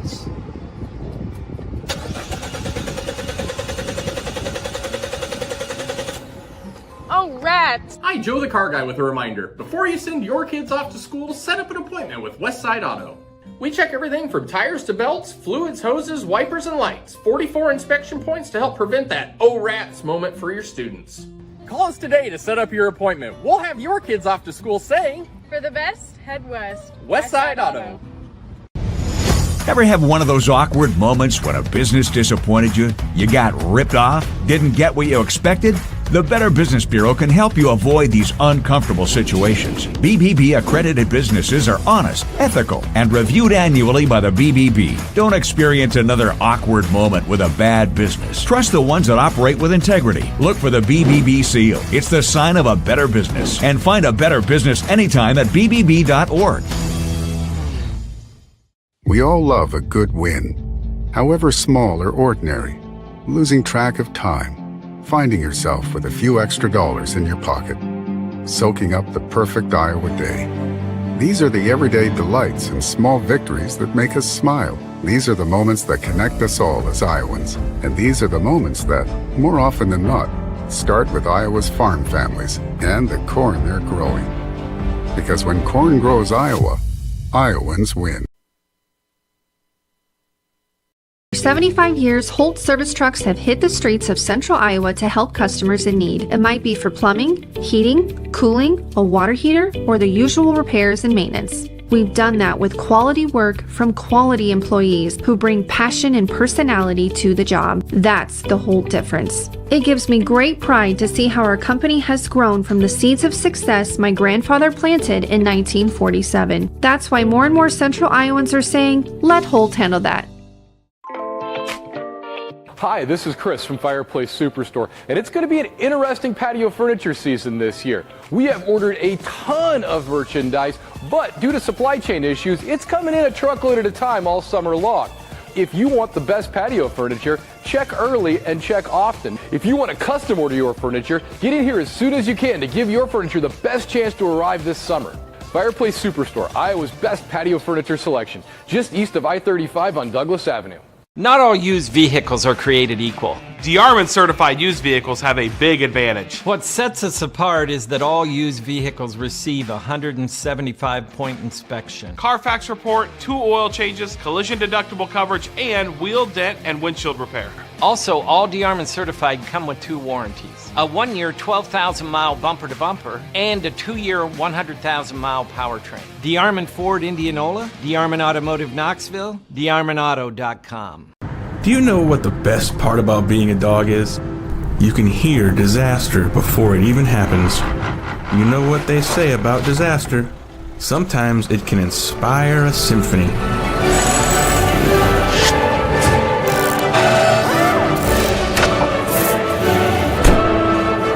An honest day's work deserves an honest day's treat. No extra charge. And that is why we choose Honest Wrenches.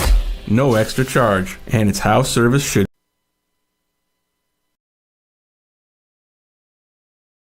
When you need to conquer the drifts on your property, get the job done your way. The Western Defender Compact Snowplow. All the professional grade features in just the right size for your mid-sized pickup or SUV. Easy to attach and easy to use. Get the performance to plow like this and finish like this. Western. More jobs done faster. Visit Truck Equipment Inc. today at truckequipmentinc.com.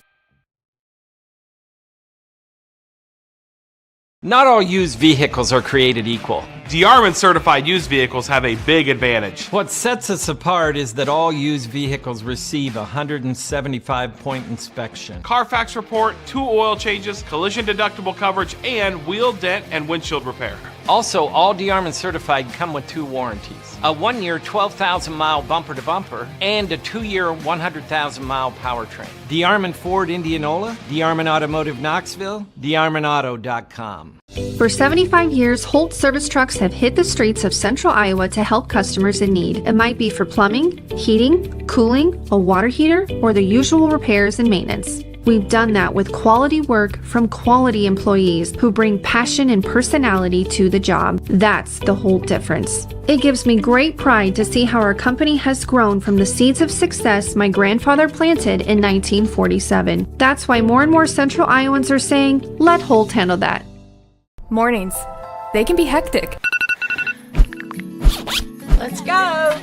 So can your car, so to get free pickup, drop-off, or delivery. Head over to Honest Wrenches. and their loaner vehicles? No extra charge. Find your peace of mind with even more wonderful services. Every vehicle that comes in gets a full visual inspection and a 5-year, 50,000-mile warranty. No extra charge. Head on over to Honest Wrenches. No extra charge, and it's how service should be. We all love a good win, however small or ordinary. Losing track of time, finding yourself with a few extra dollars in your pocket, soaking up the perfect Iowa day. These are the everyday delights and small victories that make us smile. These are the moments that connect us all as Iowans. And these are the moments that, more often than not, start with Iowa's farm families and the corn they're growing. Because when corn grows Iowa, Iowans win. Welcome back to the Central Iowa Sports Network. Blake Walker with you with Hunter Phillips. Des Moines Roosevelt leads Marshalltown 20-8 here at the halftime break. Good game so far here in the first half. Still got about 9 minutes till our second half gets underway. Let's talk a couple scores across the state. Dowling Catholic, last time we checked, 38-0 over Ames. Crucial game for the little Cyclones as they are currently... We're in the top 10 in RPI, but this will definitely hurt them considering that both their losses will have come to the best teams they've played. Hunter, you got a couple updates? Well, a game that's also on our network on CISN.TV. Waukee Northwest taking on Ankeny Centennial, and really kind of a surprise here thus far for Waukee Northwest. They're up 14-0. Also wanted to give an update on another fellow Des Moines Public School, Des Moines East, playing Sioux City East, and Sioux City East on top of the Scarlets 44-0 at half, and Southeast Polk on top of Cedar Rapids Prairie at half 20-0. Ankeny on top of Des Moines North 64-0. Dallas Center Grimes on top of Des Moines Hoover 21-0. What else did I see? Valley currently leads over Des Moines Lincoln. I think it was 54-0 last time I checked. Trying to think of other scores I saw. Pleasant Valley on top of Iowa City High, 21-0. And I tell you what, Pleasant Valley, despite being on the eastern side of Iowa, looks very good. Better than last year's team.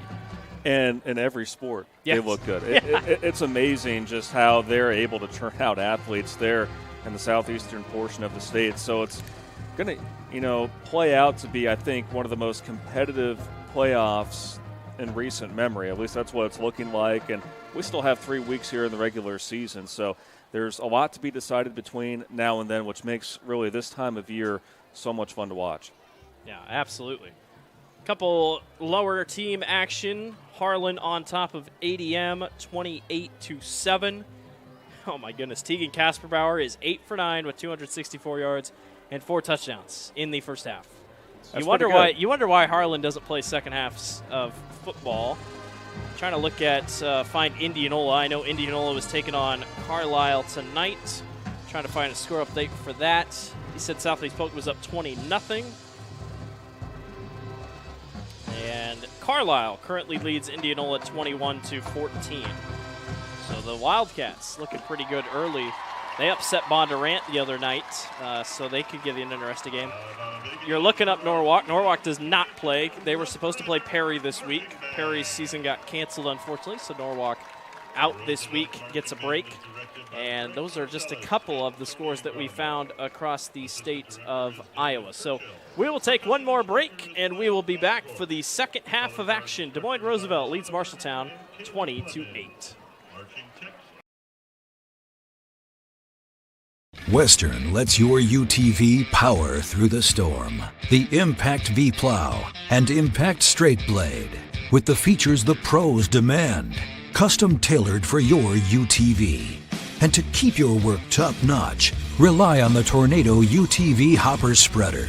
Now that's a job well done. Western, more jobs done faster. Visit Truck Equipment Inc. today at truckequipmentinc.com. I'm off to college.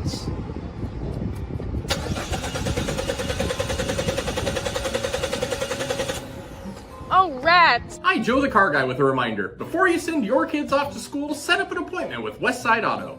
We check everything from tires to belts, fluids, hoses, wipers, and lights. 44 inspection points to help prevent that oh rats moment for your students. Call us today to set up your appointment. We'll have your kids off to school saying, For the best, head west. Westside Auto.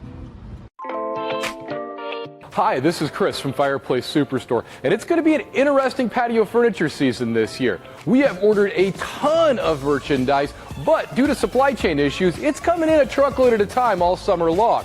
If you want the best patio furniture, check early and check often. If you want to custom order your furniture, get in here as soon as you can to give your furniture the best chance to arrive this summer.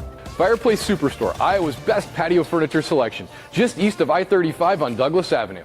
We all love a good win, however small or ordinary. Losing track of time, finding yourself with a few extra dollars in your pocket, soaking up the perfect Iowa day. These are the everyday delights and small victories that make us smile. These are the moments that connect us all as Iowans. And these are the moments that, more often than not, start with Iowa's farm families and the corn they're growing.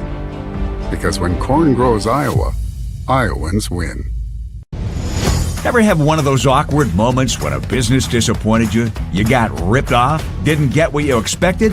The Better Business Bureau can help you avoid these uncomfortable situations. BBB accredited businesses are honest, ethical, and reviewed annually by the BBB. Don't experience another awkward moment with a bad business. Trust the ones that operate with integrity. Look for the BBB seal. It's the sign of a better business. And find a better business anytime at bbb.org.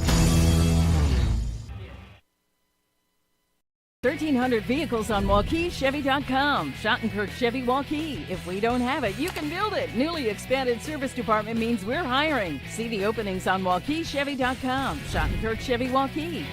WaukeeChevy.com. I'm off to college.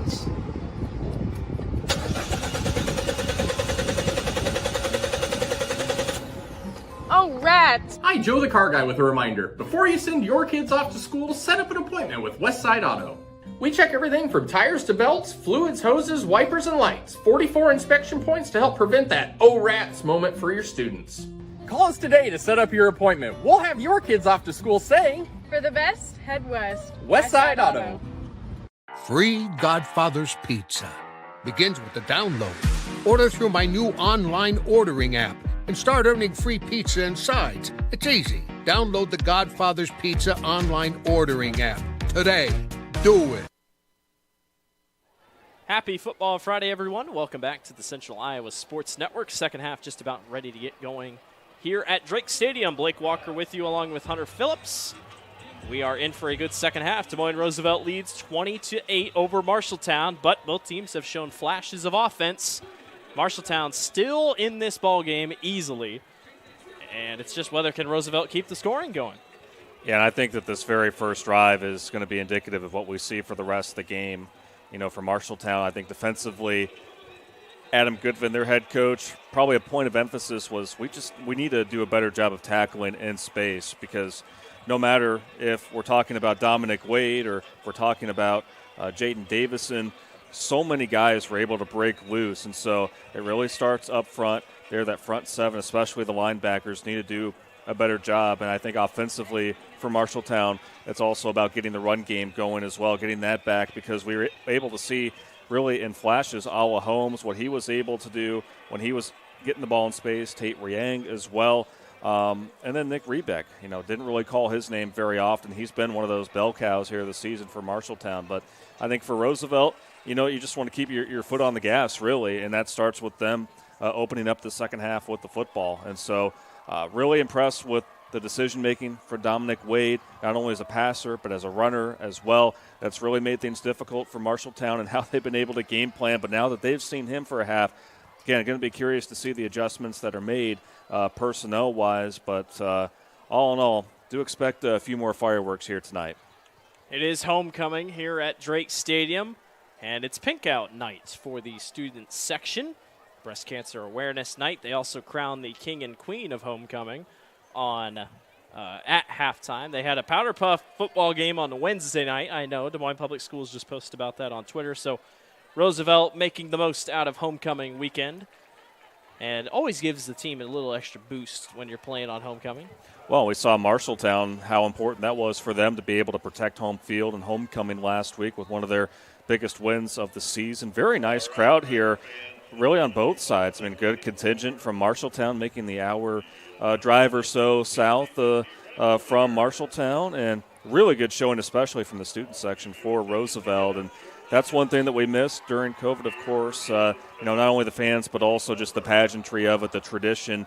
Homecoming week, such a big deal, and so just great to see just the support from the student section and from everyone involved, and especially for breast cancer awareness, very big here in the month of October. So very good gesture by the Roosevelt football team to do that. But, yeah, that's what it's all about. There's really 3 big weeks for high school football. There's the opening week, of course. Then there's homecoming. And then there's always the rivalry game that you have with a particular crosstown rival. But homecoming's always near the top, and so just great to see just so many people have fun here tonight, and for everyone tuning in back home. Roosevelt on top, 20-8. Another score update for you. Pleasant Valley on top of Iowa City High, 35-14. Big game in 3A. Harlan leads over ADM, 42-7. Hunter, have you had the chance to watch Harlan at all this year? I haven't, but they look like the greatest show. They not are on turf, but on. I tell you what, they could play any 4A team. They could play any 5A team. Harlan is that good. They have been that impressive. We look forward to seeing them in the playoffs. And we talk about RPI. The RPI released this week. 19 schools. Pretty much you got your first 3 out, and it's top 16 make it. It's not like 4A or 3A where you have districts. Top 16 make it. The bubble is pretty tight around, and if we pull up the RPI here so I can look at it. So 14th, Sioux City East, currently beating Des Moines East. Urbandale, 15th, Johnston, 16th. It's the 3 teams on the outside looking in. Valley, Linn-Mar, Dubuque Senior. Dubuque Senior currently leads over Muscatine. Valley should be fine tonight, up 54-0. But it's all about who have you played, and are your wins impressive enough? Yeah, and Roosevelt is one of those teams that is in the hunt right now, and the urgency is certainly there. And that's how, going back to last week's win against North, I mean, so big for many reasons, not only for the bragging rights, but also, for that RPI, to be able to get that as a notch there for a win there and to help their case. And they're going to be facing some very good teams here in the next few weeks as well that can very well determine it. And so I really like the format because it really kind of develops this late season drama, and this is a team in Roosevelt that's hungry to get back there into the postseason. And and for Marshalltown, even though they're out of it right now, it's about finishing things off, really strongly. And so we had a little bit of an extended time there, with halftime, with all the ceremonies and everything, getting ready for kickoff. How things start off here with this first series, I think, is going to be telling here. Not many turnovers in that first half, one thing to note, but the one turnover, that was really the one that kind of put things in the direction for Roosevelt, recovering that fumble. So penalties, who can take care of the football, make the minor tweaks there to their game plan, see who's going to come out on top, but expecting a very fun second half here under the lights in Des Moines. Marshalltown will get the ball here to start the second half. Jazik Lee will line up to kick this one deep for the Rough Riders. And back to receive looks like Caleb Christensen, I believe. And we are off and running here in the second half. That one is going to bounce. Picked up by the up man, Hudson Miller. And Miller is strapped down to about the 28-yard line. And that is where Marshalltown will set up shop. This comeback, if Marshalltown would put it on, it all relies on Dalen Houston. It really does. And we've seen bits and pieces of what he can do there under center, especially as a threat running the football. He's a guy who's not afraid to lower his shoulder, but he needs to get something going in the pass game. He's got the guys to do it.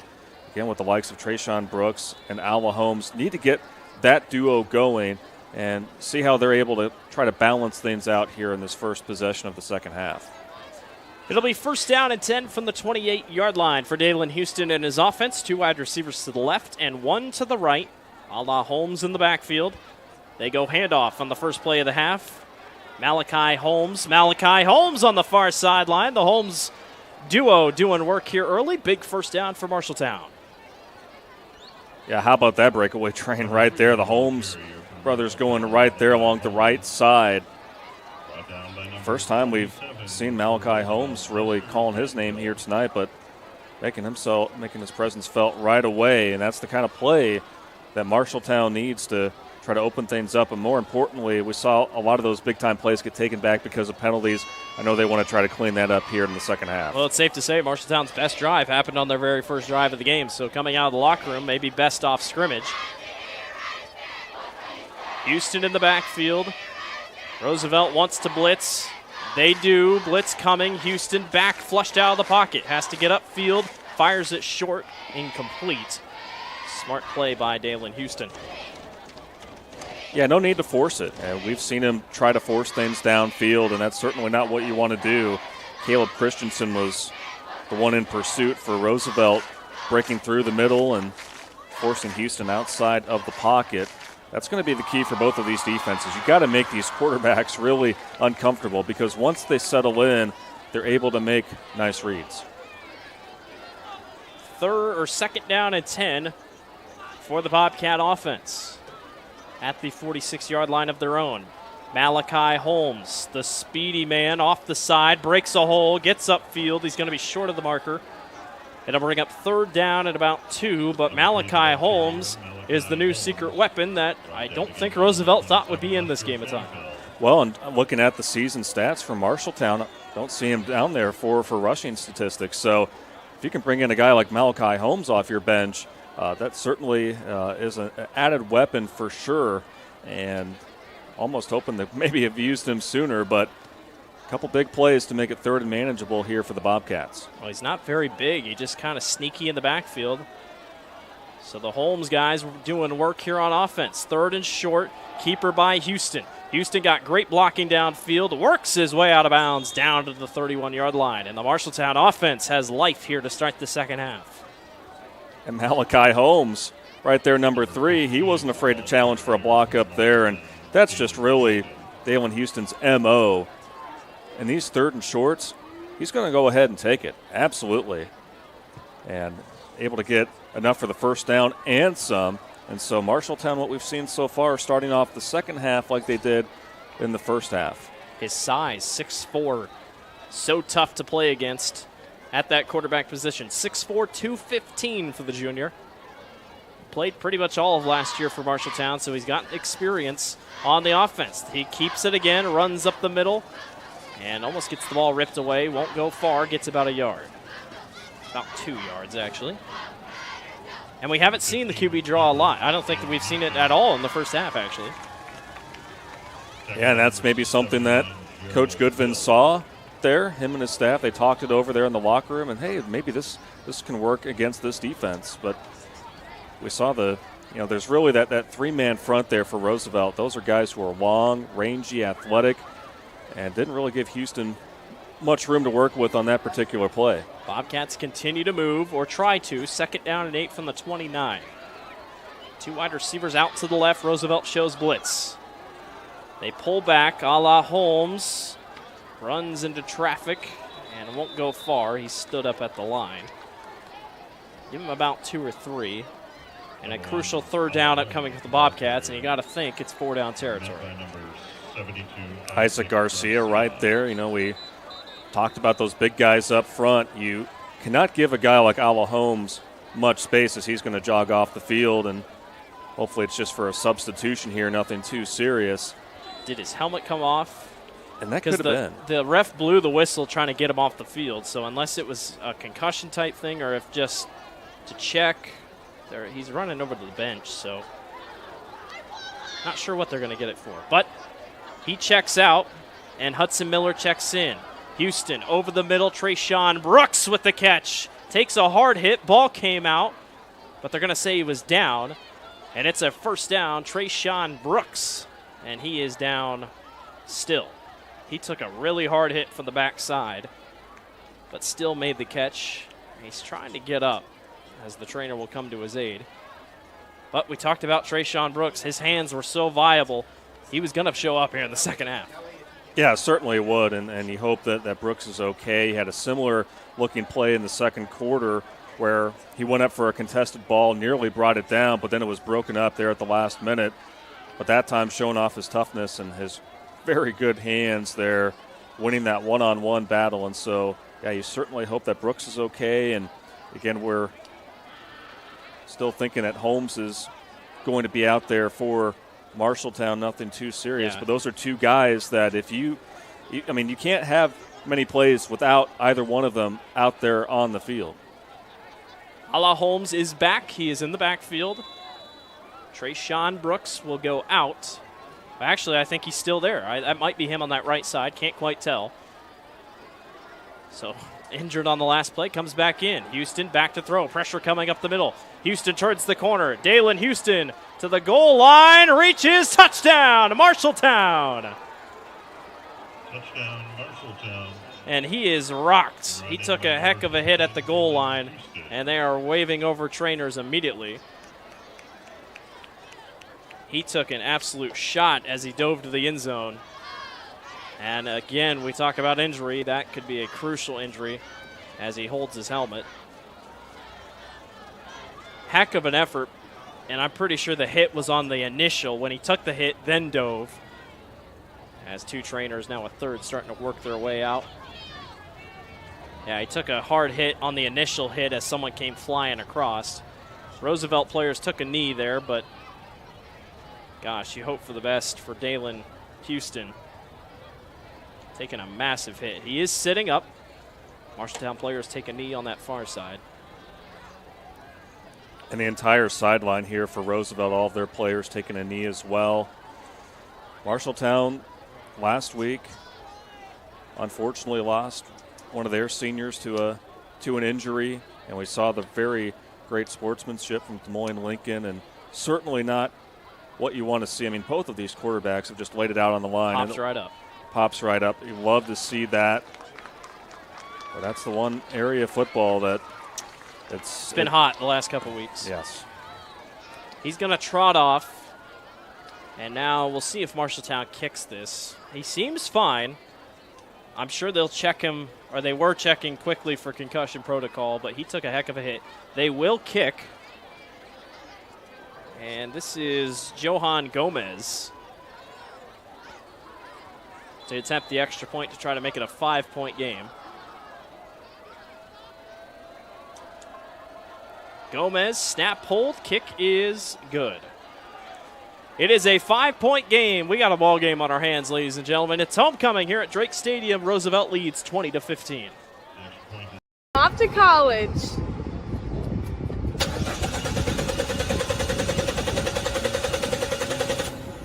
Oh, rats. Hi, Joe the Car Guy with a reminder. Before you send your kids off to school, set up an appointment with Westside Auto. We check everything from tires to belts, fluids, hoses, wipers, and lights. 44 inspection points to help prevent that oh rats moment for your students. Call us today to set up your appointment. We'll have your kids off to school saying, For the best, head west. Westside Auto. Welcome back to the Central Iowa Sports Network. Roosevelt leads over Marshalltown 20-15. Let's take a look at the replay. Dalen Houston got up from this, but how about the effort? Houston keeps it, and Hunter just makes a heck of a play. There's the hit. That knocked his neck out just a little bit. But a heck of an effort by Dalen Houston. And he's currently being checked out on the bench. Standard concussion protocol. Undergoing concussion protocols. It was just a bang-bang play there between him and Lester That ball's on the ground, and Davison picks it up. Didn't mean to interrupt you there. No worries, but just two guys going for it right there, and that's just a byproduct of it sometimes. But glad to see both players be able to get up, and hopefully we will see Houston back in the game. But like you mentioned, Blake, he's currently in concussion protocol right now there along the sidelines. So well, it's so important. It's like you and I talked about. This has been a hot topic in the NFL the last couple weeks. We saw it with Naheem Hines last night. We saw it with Tua Tagovailoa a couple weeks ago. I mean, we should always be wary of concussions, but it's always good to keep track, and the Iowa High School Boys Association does a great job with that. And we hope to see Dalen Houston back out if he can. Dominic Wade and his offense will go back to work. They hand it to the big tight end, George Williams, and Williams is brought down to the backfield. I was wondering when they were going to finally give it to him in the backfield. Number 84, George Williams. He had a catch earlier tonight in the first half, gets his first carry there. And if you're Roosevelt, Hunter, what do? Your running game seemed to work, but your passing game seemed to work. What do you think you want to favor right now as you go to the second half? Yeah, I still think that, while you want to try to mix things up and get Williams going in the run game as well as Davison, going to be curious to see if Muscucci is back. We haven't seen him since early in the first quarter, but got to get things going in the passing game. Dominic Wade, short pass to Danny Diggins, and Diggins has it upfield. That's going to be a nice gain to about a third down and about 3 situation upcoming for the Rough Riders, and the Bobcats could use a big stop here.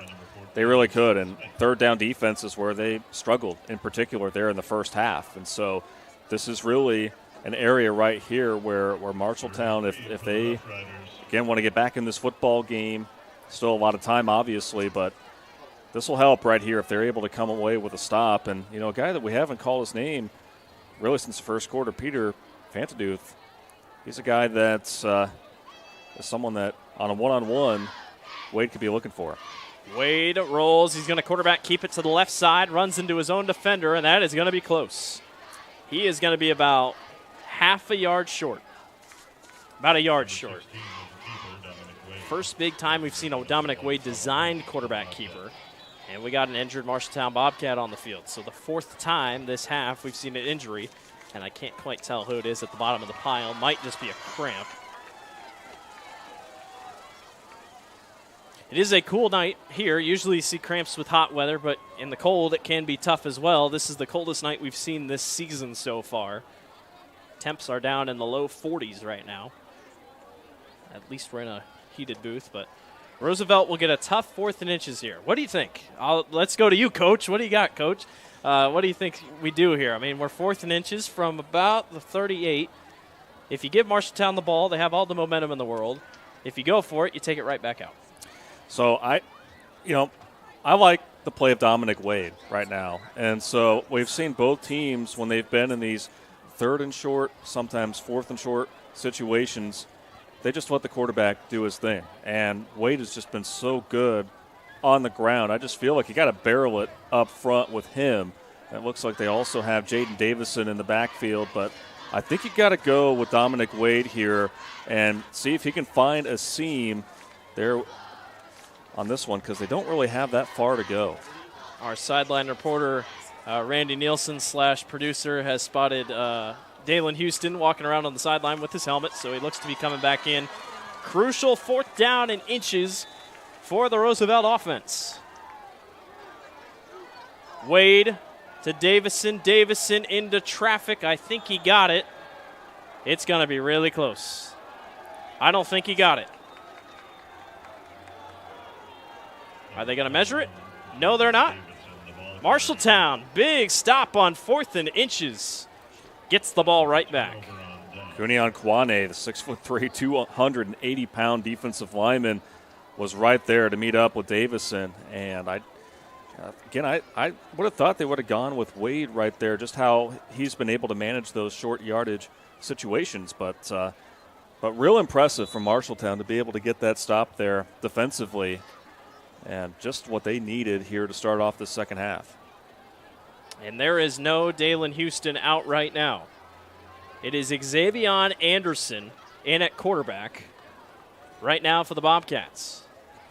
Anderson will hand off up the middle and gets upfield just a little bit. Tate Riang.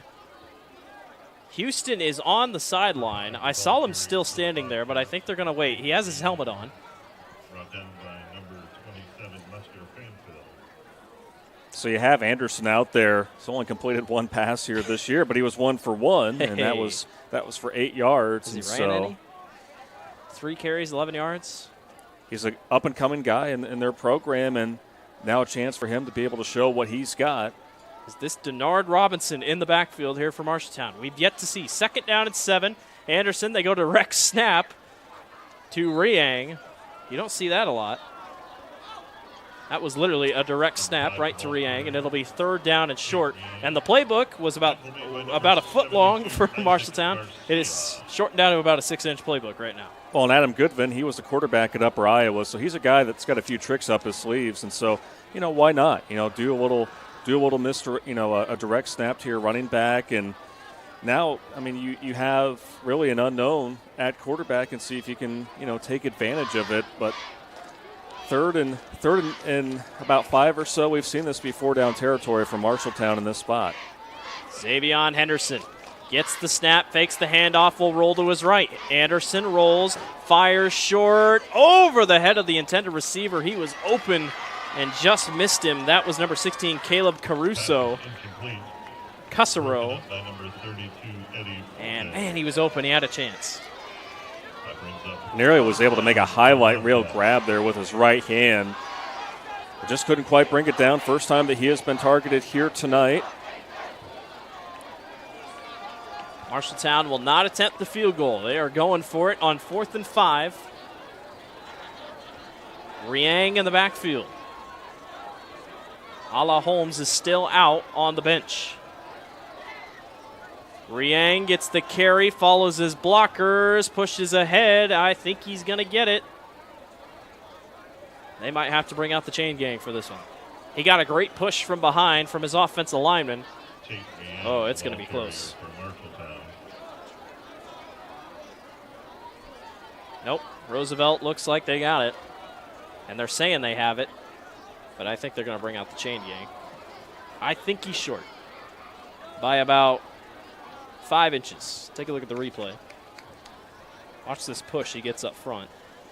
Yeah, I mean, you said it perfectly. It was those two right there that were able to push him there at the last second. Tyrell French, one of them. We'll see if that was enough. Again, very, very close. Roosevelt thinking they got the stop. Marshalltown thinking they have enough. What do we got? I think we got a stop.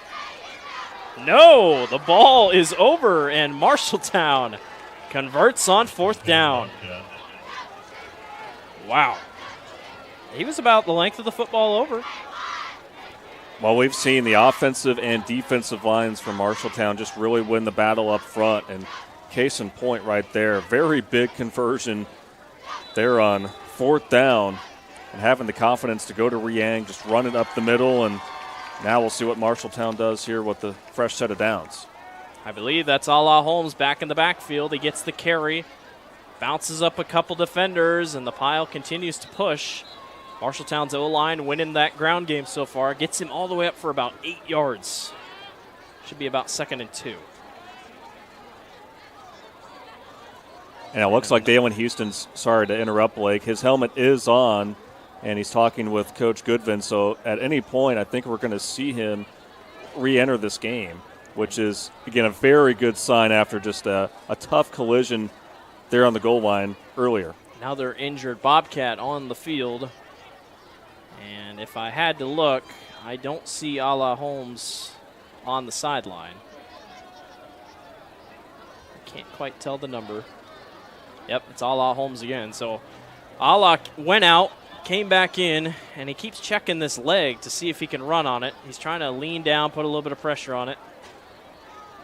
And it might be his ankle, too. He's really favoring his right ankle. And so that's a guy that we've seen just how impressive he is when he's got the football in his hands, and he is slow to get over there to the sidelines. And so I don't think we'll be seeing any more of him tonight. But Malachi Holmes, I mean, you're giving him a chance there at that beginning of this half. So definitely a good replacement. And he got Tate Riang, the junior, in the backfield. And Trayshawn Brooks as well. Yes. I mean, yeah, depth is really it's been really impressive here from Marshalltown, just showing just how many different weapons they have. And it looks like Dalen Houston is back out. Dalen Houston is back in the game. So he is a little bit of a limp.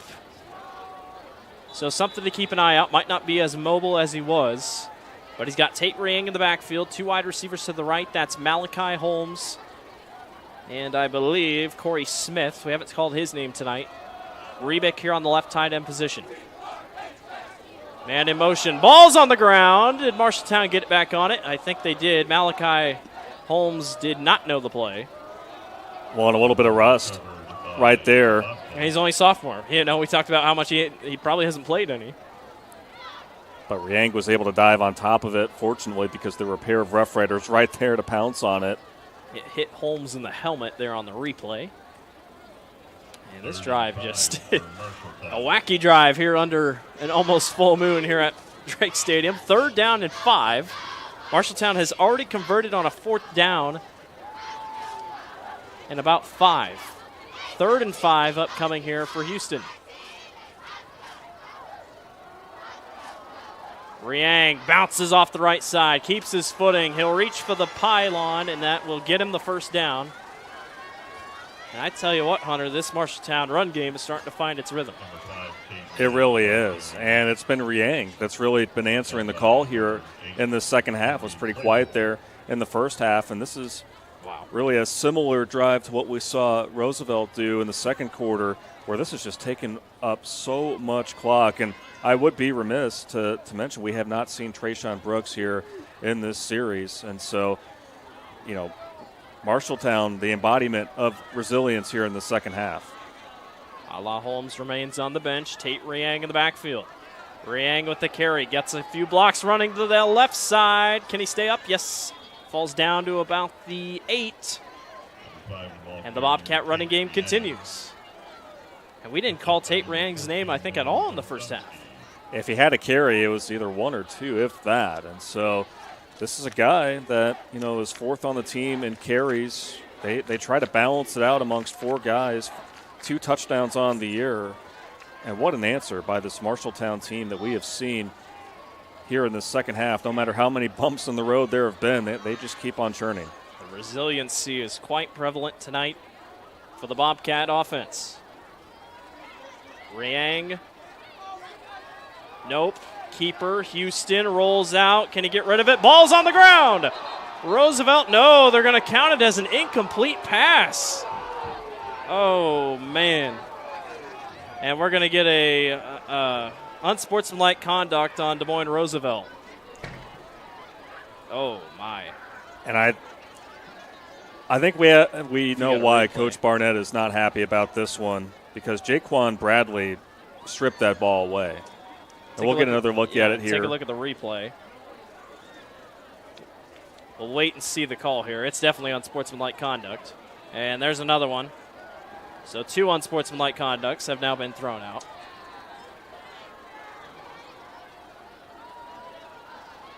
I mean, could be a sideline warning, then unsportsmanlike conduct. But no matter what, we got back-to-back flags. So I'm pretty sure the official told him to stay on his sideline. He then stepped back out on the field. And I think that's what he's getting at because he's pointing at him. And he's saying, well, what about the call? And the ref's like, well, I don't care about the call. I told you to stay there. So we're going to get a sideline warning on Roosevelt. And then we're going to get another sideline warning. So no unsportsmanlike conduct. You're just going to get tacked on 2 unsportsmanlike conducts. Or 2 sideline warnings. Take a look at the replay. And this all stemmed from this right here, and it looked like it was a clean strip from Bradley. Oh, man. It looks like Bradley's arm comes around. I just don't. Again, you got to make the decision as the official right there. It was Houston's arm moving forward in a throwing motion. It just did not look like it right there. And take another look. It was nearly a horse collar. It wraps there. around. I don't think Houston ever got that throwing motion. And that's why Coach Barnett was not happy. And Barnett knows a thing or two about that throwing motion. There's your I think they also tacked on unsportsmanlike conduct. It was either that or I'm not sure. There were 2 flags on the play. I think one was sideline warning, one was unsportsmanlike conduct. No matter what, it's 1st and goal from the 4 for Marshalltown. As now the Bobcats trying to take back the lead after being down 20-8. Houston carries right side, touchdown to Marshalltown. Houston, we got a problem. Dalen Houston's heating up for the Bobcat offense.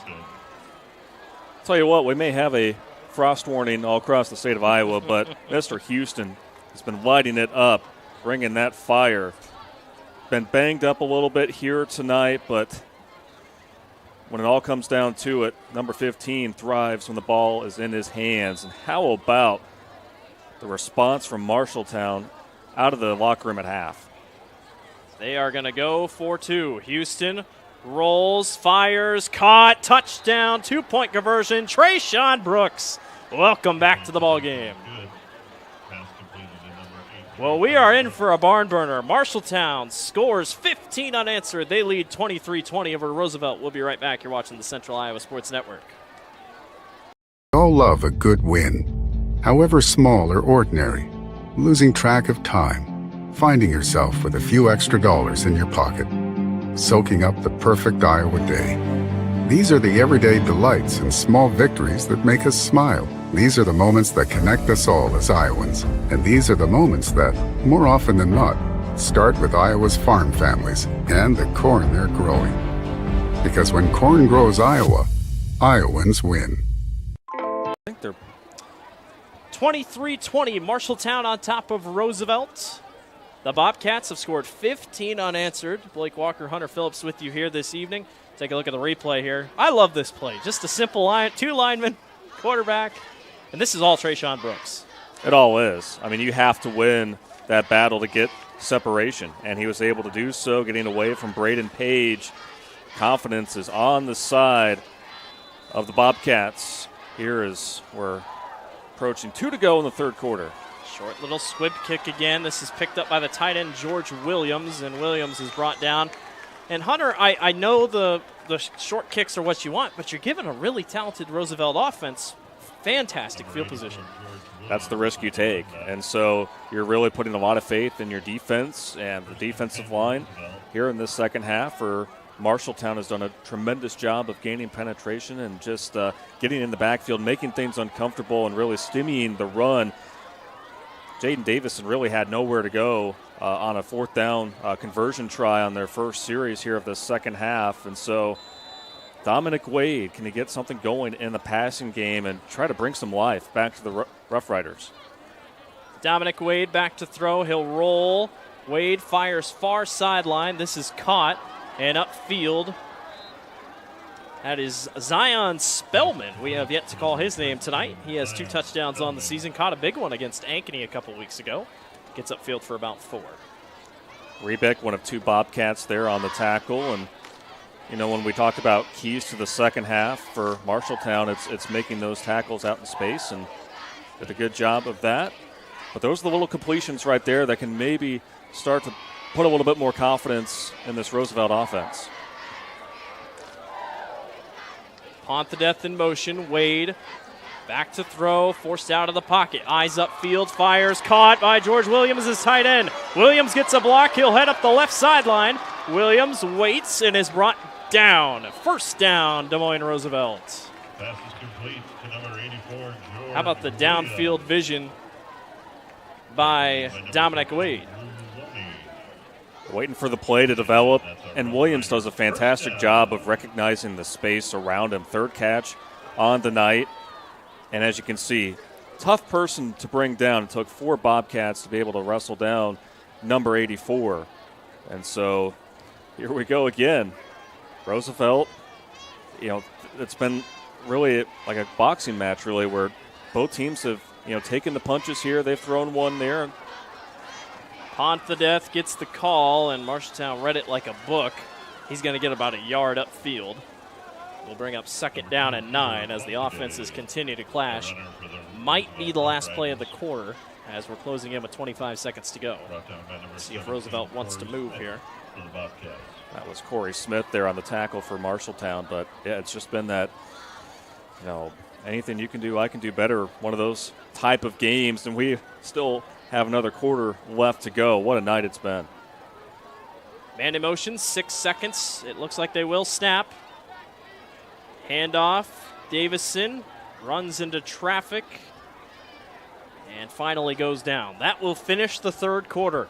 Don't go away and buckle up. We got a big fourth quarter upcoming. Marshalltown leads Roosevelt 23-20. You're watching the Central Iowa Sports Network.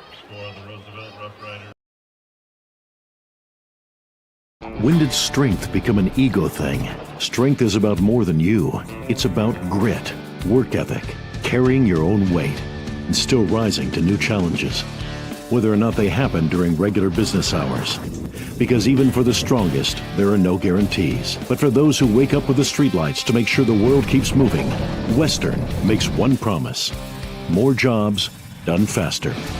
Visit Truck Equipment Inc. today at truckequipmentinc.com. For 75 years, Holt service trucks have hit the streets of central Iowa to help customers in need. It might be for plumbing, heating, cooling, a water heater, or the usual repairs and maintenance. We've done that with quality work from quality employees who bring passion and personality to the job. That's the Holt difference. It gives me great pride to see how our company has grown from the seeds of success my grandfather planted in 1947. That's why more and more central Iowans are saying, let Holt handle that. Welcome back to the Central Iowa Sports Network. Blake Walker, Hunter Phillips with you here this evening. Marshalltown on top of Des Moines Roosevelt. They've scored 15 unanswered since the halftime break. They lead 23-20. Third down, Wade rolls. Here comes the pressure. Wade has to get rid of it. Gets upfield, fires, incomplete. Pont the Death had a chance, couldn't get there, and now, Hunter, we get a crucial fourth down opportunity for the Roosevelt Rough Rider offense. Yeah, and clearly not a kicking situation here for Roosevelt, you wouldn't think. I'm looking at number 84 because he's been a guy in these crucial situations where he's able to gain enough space, and there's really nobody out there in the linebacking and defensive back core that can really match up with him one-on-one. Fourth down and 6. Wade with time, fires over the middle, caught upfield. Zion Spellman breaks away from one. Zion Spellman, touchdown!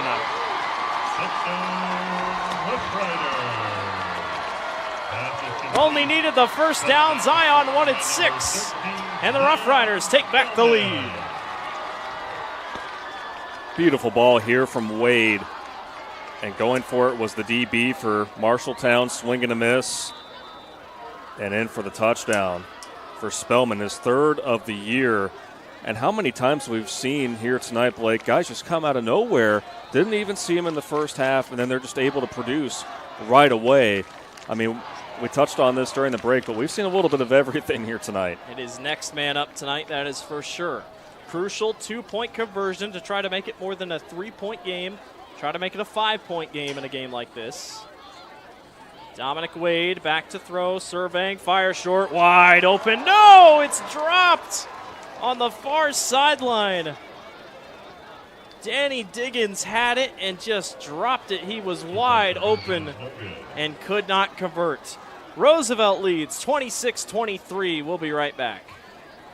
75 years, Holt service trucks have hit the streets of central Iowa to help customers in need. It might be for plumbing, heating, cooling, a water heater, or the usual repairs and maintenance. We've done that with quality work from quality employees who bring passion and personality to the job. That's the Holt difference. It gives me great pride to see how our company has grown from the seeds of success my grandfather planted in 1947. That's why more and more central Iowans are saying, let Holt handle that. Welcome back to the Central Iowa Sports Network. Blake Walker, Hunter Phillips with you here this evening. And by God, Hunter, we have an unbelievable game on our hands. 26-23. We were joking, this game has had everything tonight. We've had 2-point conversions. We've had controversial calls. We've had fourth down conversions. We've had wild touchdowns. And absolutely unbelievable tonight. And there's probably more things you didn't even include there, but it's just so hard to track it all. But, you know, Marshalltown led 8-0. Then how about 20 unanswered points by Roosevelt? See if that ball goes out of bounds, and it wisely let that one out for Marshalltown. But down 20-8 at halftime, then Marshalltown comes back by scoring 15 unanswered points of their own to get things going. And there's still a lot of football left here, but this will put Marshalltown in a very good spot offensively. And their offense, like, I mean, they've been able to really do whatever they want, especially running the football. Well, and let's take a look at the clock. 11:36 to go. Long drives have been the key in this game so far. In the first quarter, I was like, oh, we're going to be in the 50s tonight. But teams have slowed it down, and that's been the big thing. Both teams really just don't do well on long drives. Not saying that I think Marshalltown can take 11 minutes and 36 seconds off the clock, but it's all up to the defenses here. Dalen Houston in the backfield. And in motion to the right side, that's Rebick. Roosevelt shows blitz. I believe that's Riang. Gets the carry up the middle. Ala Holmes is still on the sideline.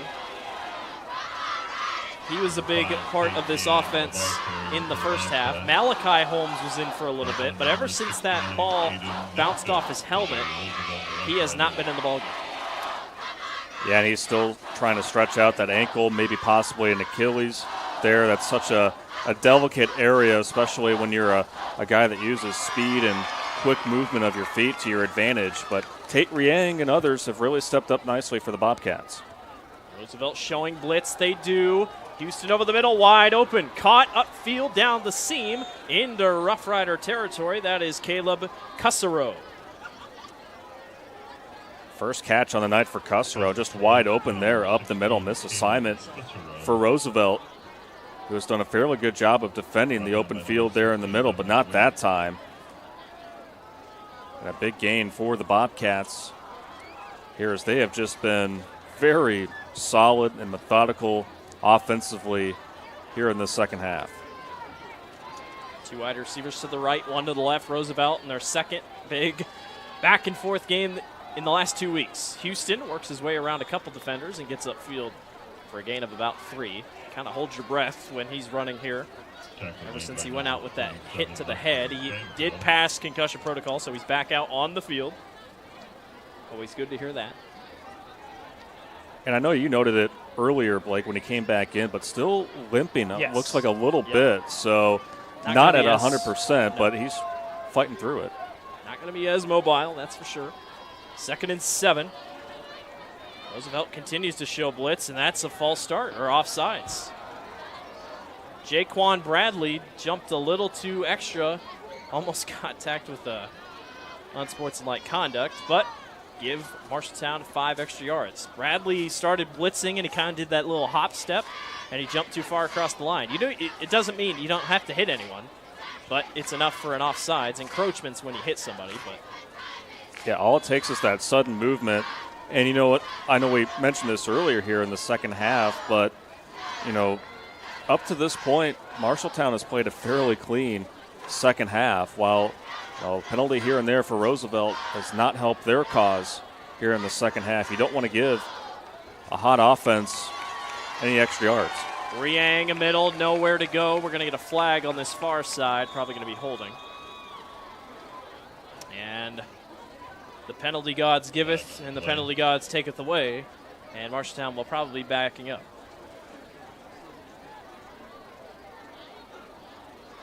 And it is holding on Marshalltown.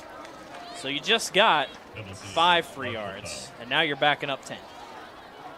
And I'm sorry for all the Bobcat fans that are watching, but that is the broadcaster jinx right there. You bring it up that they hadn't been penalized here in the second half, but like you said, it was along this near side. That's where the flag came in at, and that backs things up a little bit further here for Marshalltown. So what was 2nd and 2 is now 2nd and 12.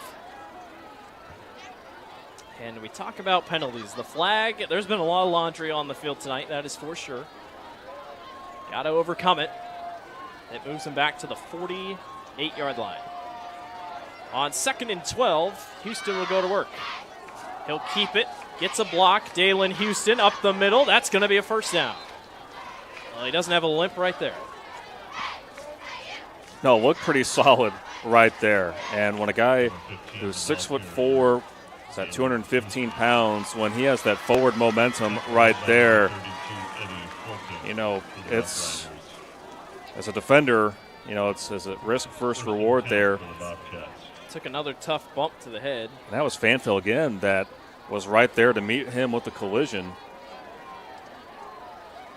8:30 to go here in the fourth quarter. Marshalltown trails 26-23. Houston back to throw. He's going for the bomb deep downfield. It is incomplete. A lot of contact, no call. Trayshawn Brooks was the intended wide receiver. And he'll bring up 2nd down and 10. I like the chance on 1st down. Take a look at the replay. Yeah, you certainly do, because Houston does have the arm and pretty good placement overall. Maybe a little bit of grabbing there by Braden Page. Both guys just really going all out for it. Yeah, I do love the roll of the dice right there. I mean, why not? Give your quarterback a chance to maybe try to find something downfield. 2nd down and 10 from the 35. And a timeout will be called by Marshalltown. Everybody can take a breath. We'll take one with them. Roosevelt leads over Marshalltown, 26-23. We'll be right back. You're watching the Central Iowa Sports Network. All love a good win, however small or ordinary. Losing track of time, finding yourself with a few extra dollars in your pocket, soaking up the perfect Iowa day. These are the everyday delights and small victories that make us smile. These are the moments that connect us all as Iowans. And these are the moments that, more often than not, start with Iowa's farm families and the corn they're growing.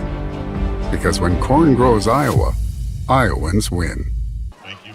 Welcome back to the Central Iowa Sports Network. Blake Walker, Hunter Phillips with you. Roosevelt leads 26-23. Hunter, we got a big upset over there in Ankeny. Yeah, a game right on Central Iowa Sports Network just north of us. Waukee Northwest traveling up to Ankeny and defeating the Jaguars 20-14. That was a game that Waukee Northwest led 14-0 at halftime, so Centennial was able to battle back, but in the end the Wolves were able to hang on for a big win on the road. That'll improve Northwest RPI. Ankeny Centennial was 7th. Northwest was 11th. At 3-3, they've now won 4 straight. The Wolves continue to be dangerous. Houston, quarterback keeper, works his way through the pile. He'll get upfield to be 3rd down and 5 upcoming. And they are going to use Dalen Houston to the best of his abilities here.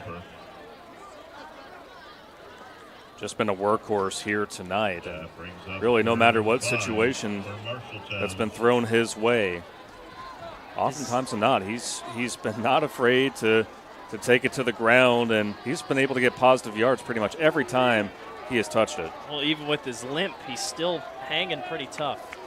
3rd down and 5 for the Bobcats. Delayed snap, Houston, quarterback keeper again, off the left side, 1st down and more. It is all Dalen Houston on this drive. When he got some help from up front, David Santa Cruz Renteria there at that left tackle spot. See the push that he's able to get there on the outside and doing a nice job of not holding his man. Been really impressed with Santa Cruz Renteria, not only at that left tackle spot, but he's been a guy who's really stuffed the run here tonight as well. Very good two-way player for this Bobcat squad. 1st and 10, new set of downs. Roosevelt wants to blitz. Cussero in motion. They hand off to Tate Riang, and Riang is tripped up. Tate is having a hard time sledding here. But he'll take that short gain of yardage when he can get it. And again, right now, it's about taking as much time off the clock as you possibly can. So maybe if you only get a couple yards here and there, you're fairly confident that if it's 3rd or possibly 4th down, that you got the beef up front to be able to move it forward. And so that's the game that right now Marshalltown's playing. 2nd down and 9 upcoming. Watch out, Trayshawn Brooks has a one-on-one in that far sideline. He can be dangerous. Houston back to throw. Looking, thought about throwing. He's going to take off. Houston breaks a couple tackles. He's upfield, 1st down again, and the Bobcats move the chains. There is no answer for Dalen Houston right now on this Rough Rider defense. No, I mean, because you have to honor his arm and if he's going to pass it. But what Houston's done a great job of tonight, Blake, is he recognizes quickly, okay, nothing's open downfield. I'm going to take off and run. And so they just haven't had the personnel Roosevelt has to be able to bring him in. And we're going to have a timeout here on the field, it looks like. We will take one with them. Roosevelt leads 26-23 over Marshalltown. 75 years, Holt service trucks have hit the streets of central Iowa to help customers in need. It might be for plumbing, heating, cooling, a water heater, or the usual repairs and maintenance. We've done that with quality work from quality employees who bring passion and personality to the job. That's the Holt difference. It gives me great pride to see how our company has grown from the seeds of success my grandfather planted in 1947. That's why more and more central Iowans are saying, let Holt handle that. Welcome back to the Central Iowa Sports Network, the last game on this evening from the Central Iowa Sports Network. If you're joining us from Ankeny, Centennial, Waukee Northwest, or Valley, Des Moines, Lincoln, we appreciate you. Blake Walker along with Hunter Phillips here at Drake Stadium. It's homecoming, and we have been in for a beautiful game. Well, you know what they say, Blake, you got to save the best for last. And, I think on paper, maybe people didn't think that this was going to be that kind of a matchup, but it's featured so many twists and turns, and so many guys have stepped up. But Marshalltown, just a spectacular second half from them. By the way, that was a timeout called by Roosevelt. So both teams with 2 timeouts remaining. Dalen Houston has been the man this drive. He's been the man all night long. First down and 10. The first down is at the 1. They fake the pitch. Houston to the edge. Holding call, and he is going to be down. And this will be backing up. And we talk about holding calls. We already had one earlier. But in a way, the penalties have made this drive longer. This drive is now more than 6 minutes old, as they started with 11:36 to go in the quarter, as that is a holding call.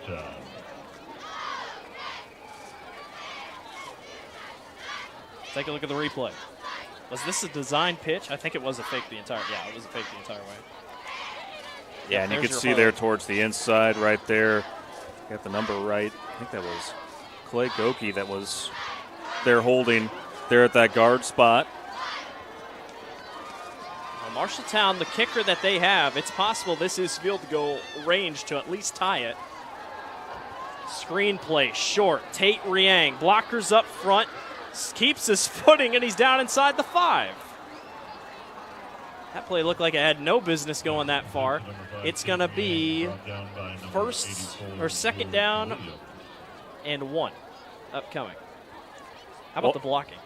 The blocking has been great here tonight, especially up front. The big guys plowing the way forward.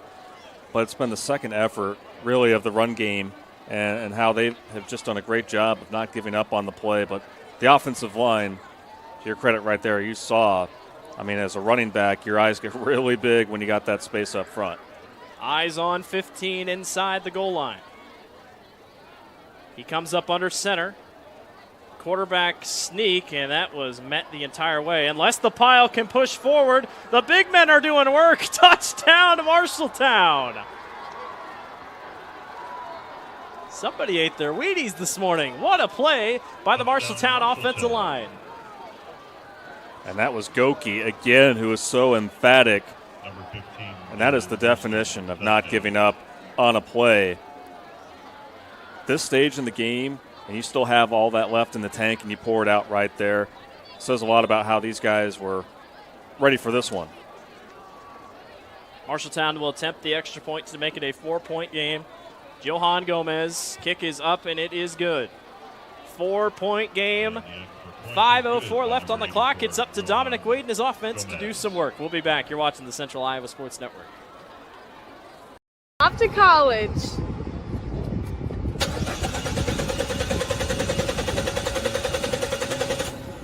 Oh, rats. Hi, Joe the Car Guy with a reminder. Before you send your kids off to school, set up an appointment with Westside Auto. We check everything from tires to belts, fluids, hoses, wipers, and lights. 44 inspection points to help prevent that oh rats moment for your students. Call us today to set up your appointment. We'll have your kids off to school saying, For the best, head west. Westside Auto. Welcome back to the Central Iowa Sports Network. Blake Walker, Hunter Phillips with you with one of the better games we've seen this season. Roosevelt was in a high-scoring affair with Des Moines North to win the Des Moines Schools Championship last week, 40-36. And Hunter, this kind of favors Roosevelt based on the back and forth we've seen. Roosevelt, I don't think they've punted once. And Marshalltown has maybe punted once or twice or 3 times, but this sets up perfectly for a Roosevelt possible game-winning touchdown. It does. And so time certainly is going to be of the essence here. And so if you're confident in your offense, don't want to score too quickly and give Marshalltown time. Line drive kick picked up, and coming on this near side is Jaden Davison. Davison around the edge, and another good spot for field position for Roosevelt. They'll start from the 41. Well, Blake, just think about this in the second half. Marshalltown has pretty much flipped the script on Roosevelt. They have outscored Roosevelt 20-6 here in the second half thus far, after being down 20-8 at halftime. And those are the kind of runs right there and special teams that can really help out your offense. Haven't called Davison's name, very often here, but tell you what, Dominic Wade, he has done a great job just week in and week out getting better and better. But now with the game on the line, saw some heroics in their game at North. What can he do here? Wade on first down, looking, rolls out, no one's home. Dominic has to roll. Can he fire? He lobs it up downfield, incomplete. He looked toward the near sideline, now saw nothing. And Roosevelt frustration on the offensive line. I mean, you're getting down to it. There's not a lot of time left for mistakes. Got to be perfect in a drive like this. And that was Lincoln Barker right there for Marshalltown, and he's one of those guys that has really had to step up with the absence of Jackson Bowie there along that defensive line and making Wade uncomfortable there in a situation where all he could do is throw it away. 30-26, 4:42 remaining here in the fourth. Wade batted down at the line of scrimmage. What a play by big number 55, Clay Goki. Goki's picking up where he left off as the big guard there pushing the pile. And so he has seen this throughout the game. Reading the quarterback, just put his hands up there and swatting it down. And just like that, we have a 3rd down and 10 in what feels like maybe 4th down situation because of the inability to stop Dalen Houston in this Marshalltown offense. Here we go, 3rd down and 10 for the Rough Rider offense. Davison way out right. Wade back to throw, pressure coming, has to step up. There's going to be a holding call. He fires to a wide open Diggins who drops it, but this will be coming back. And I assume this is probably going to be declined.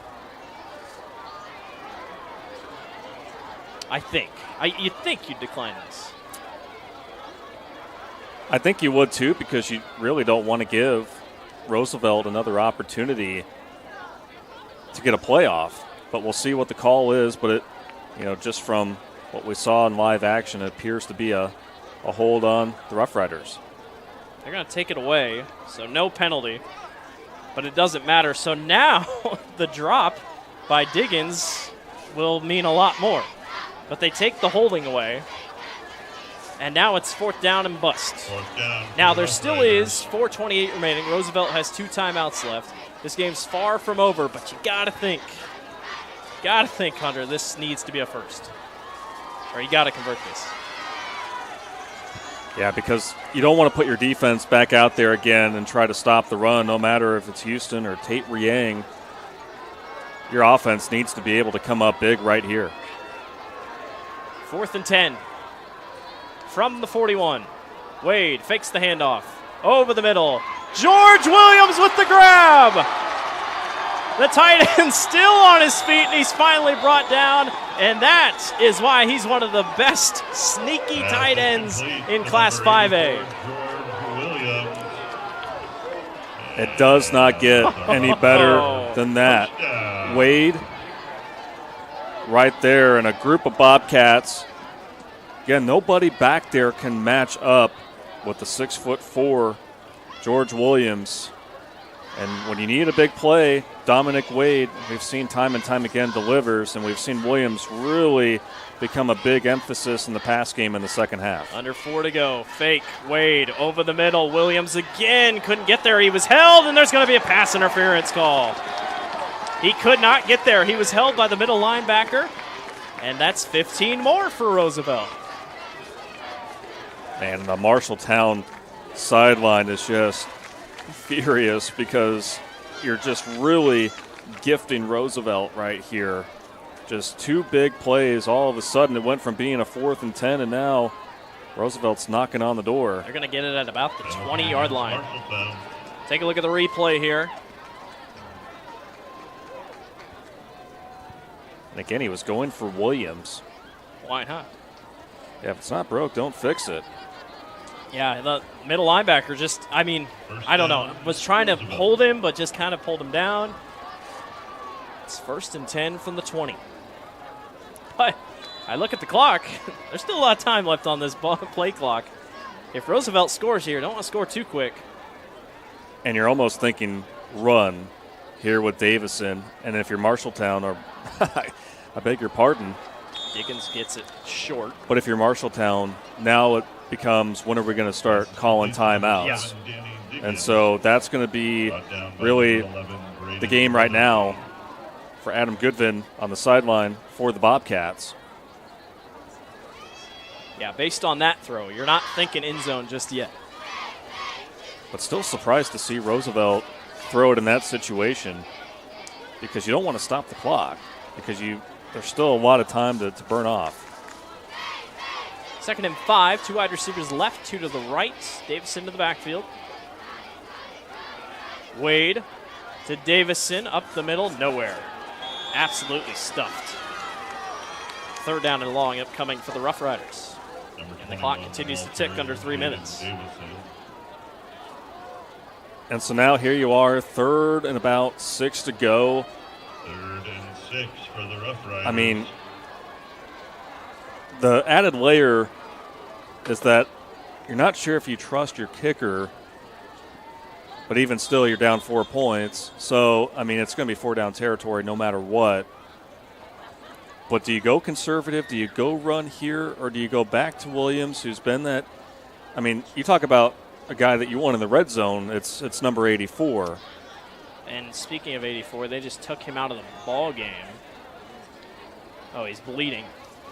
So they got to wrap up his blood. I didn't think that was the thing in the football. I thought that was just basketball. I mean, blood on a football field, they just say rub some dirt in it, but I don't know. So now you're without Williams on 3rd down and 6, your top receiver on this drive. So what do? Wade, quarterback keeper. There is no one on the near side, and we're going to get a holding call. Wade upfield gets absolutely drilled at the end of the play, but it was a fair hit, and there will be a holding, and Wade is down. He got absolutely rocked. Now he wants help up. That was Ala Holmes that came in there to deliver the hit. Both of these quarterbacks have taken a lot of damage. You got a replay on that, Randy. Wade is up. Boy, the Roosevelt players want a flag right there, and that would potentially offset it. We'll see the flag. Wade is trying to plead his case about maybe a late hit. There are 3 Rough Rider players talking to the official. We're waiting on the flag. It's obviously a hold. So that backs up Roosevelt, so they'll get a 3rd down and 16 upcoming. And it is no late hit. So holding officially on the Rough Riders. We'll back them up 3rd and 16. Let's take a look at the replay where we'll be able to see the hold and then the hit after. There's your hold. And Ala Holmes, he wasn't out of bounds. I mean, that's a fair hit. Legal hit. And with it being just so close to the sideline, you could see why in live action maybe you thought that was a little egregious, but that's a fair hit. Here we go, right 3rd and 16. Williams is back in the ball game. Look for number 84. First wide receiver on this near side. Wade back to throw. Rolls, steps out of the pocket. Can he get rid of it? Wade looking, fires. Intercepted by Marshalltown. What a play on the far sideline. That is number 11, Braden Weatherly. Makes a diving attempt. What a play. 3rd interception on the season, coming at no bigger time. You're able to get Wade outside of the pocket, and he didn't have any interceptions last week. He's been taking care of the football, but right there when he needed to make a throw downfield, number 11 was right there to dive in and swoop in and make the catch. Now, still 2:07 left to go. Roosevelt does have 2 timeouts left, so this isn't quite over yet as you get a good look at the Marshalltown student section that made the commute here to Des Moines. They've had a lot to cheer for here tonight. You got to be careful if you're Marshalltown. Ball security is going to be huge because Roosevelt's going to be trying to look to punch the ball out. Here we go. He only got 2 timeouts. 1st and 10, backed up inside the 10. Houston handoff. Ala Holmes, he's been big, gets upfield. That's 5. pretty much only need one first down, and Roosevelt will not use a timeout. Number 1, the ball carrier. Boy, both of these teams have just gave it their all here tonight on both sides. Holmes, he's been, limping throughout the course of the game. He's still hanging tough. He was the one that was able to deliver that hit on the defensive side of the ball. But Roosevelt not calling a timeout. I don't know. Got to do whatever you can. First down would seal it.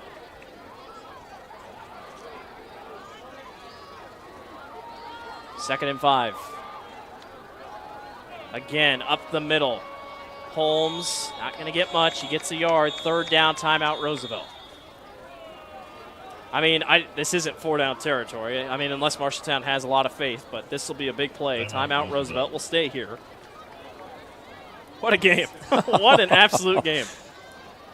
This has been unbelievable. Just everything that you could ask for and some. And, both of these teams coming off a win last week, when we started off the broadcast, something was going to have to give in this kind of a game, and we expected, a pretty high-scoring output. And so it's going to come down to who's going to be able to make that big play. Is it going to be the defense here for Roosevelt to be able to stop them and hopefully they can get the ball back, or is it Marshalltown? Their offensive lines performed very well here in the second half, and we've seen them be able to get the yards that they need. And so this has been just one great matchup. It was 14-7, a win last year for Marshalltown, and that was really the win that helped catapult them towards the end of the season. And Bobcats are playing with confidence, but can Roosevelt get that stop that they so desperately need right here? Here we go, third down and 4. Watch for Dalen Houston. He's been big so far tonight. They're thinking about trying to get someone to jump, and now Marshalltown will take a timeout. They were hoping to get it the freeway and not have to do anything, so they'll hold and wait. And now things get interesting with the timeout taken. Well, and I also want to give a shout-out to our crew here tonight, delivering all the sights and sounds, a lot of replays to look at some crucial plays out there on the field. And so I want to give our crew a great shout-out because Rachel, thanks for all the work tonight. Pete, thanks for doing all the work tonight. The boss man.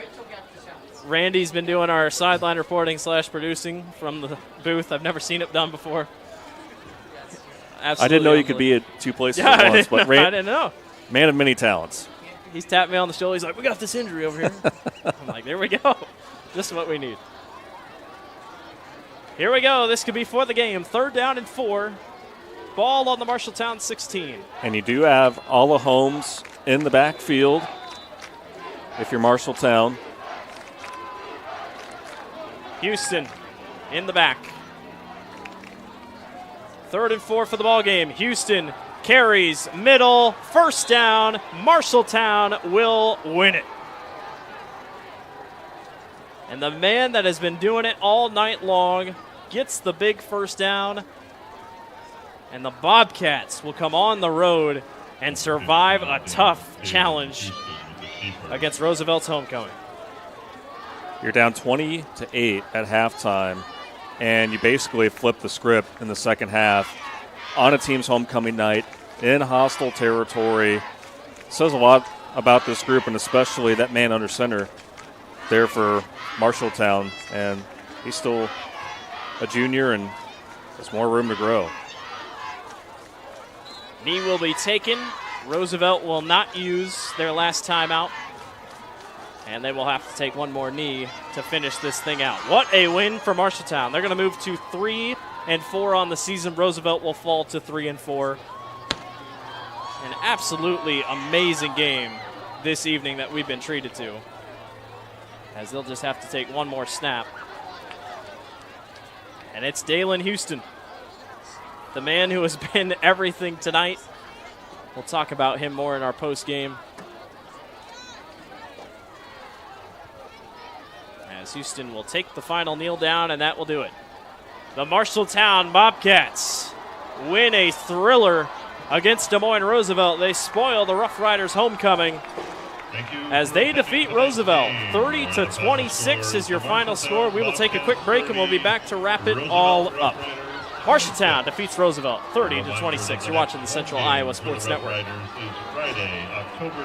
75 years, Holt service trucks have hit the streets of central Iowa to help customers in need. It might be for plumbing, heating, cooling, a water heater, or the usual repairs and maintenance. We've done that with quality work from quality employees who bring passion and personality to the job. That's the Holt difference. It gives me great pride to see how our company has grown from the seeds of success my grandfather planted in 1947. That's why more and more Central Iowans are saying, let Holt handle that. Hi, this is Chris from Fireplace Superstore, and it's going to be an interesting patio furniture season this year. We have ordered a ton of merchandise, but due to supply chain issues, it's coming in a truckload at a time all summer long. If you want the best patio furniture, check early and check often. If you want to custom order your furniture, get in here as soon as you can to give your furniture the best chance to arrive this summer. Fireplace Superstore, Iowa's best patio furniture selection, just east of I-35 on Douglas Avenue.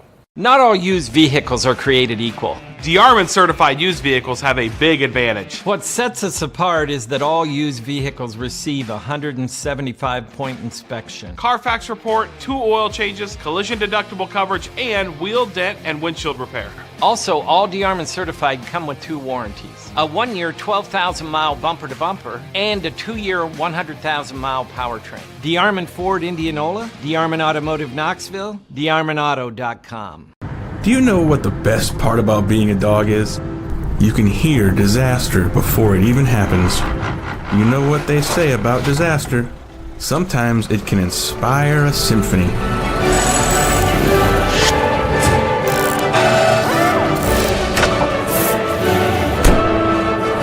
An honest day's work deserves an honest day's treat. No extra charge. And that is why we choose Honest Wrenches.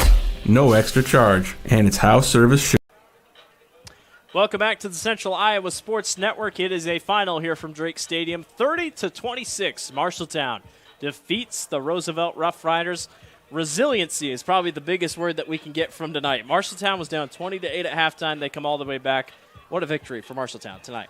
Well, and not only the fact that you're down 20-8, you were without some of your best skill players, and let's not forget Dalen Houston was out for a series, and so the cards were stacked against Marshalltown at different points here tonight, but I tell you what, this group, resiliency, I mean, that's the way you got to put it. But either way, I mean, you cannot walk away from tonight's game and not be impressed with what you just saw. Both of these teams laid it out there. Excellent quarterback play. We mentioned turnovers. It was an interception at the end that sealed the win for Marshalltown, and they're on a nice win streak right now. Marshalltown moves to 3-4 on the season. Roosevelt falls to 3-4.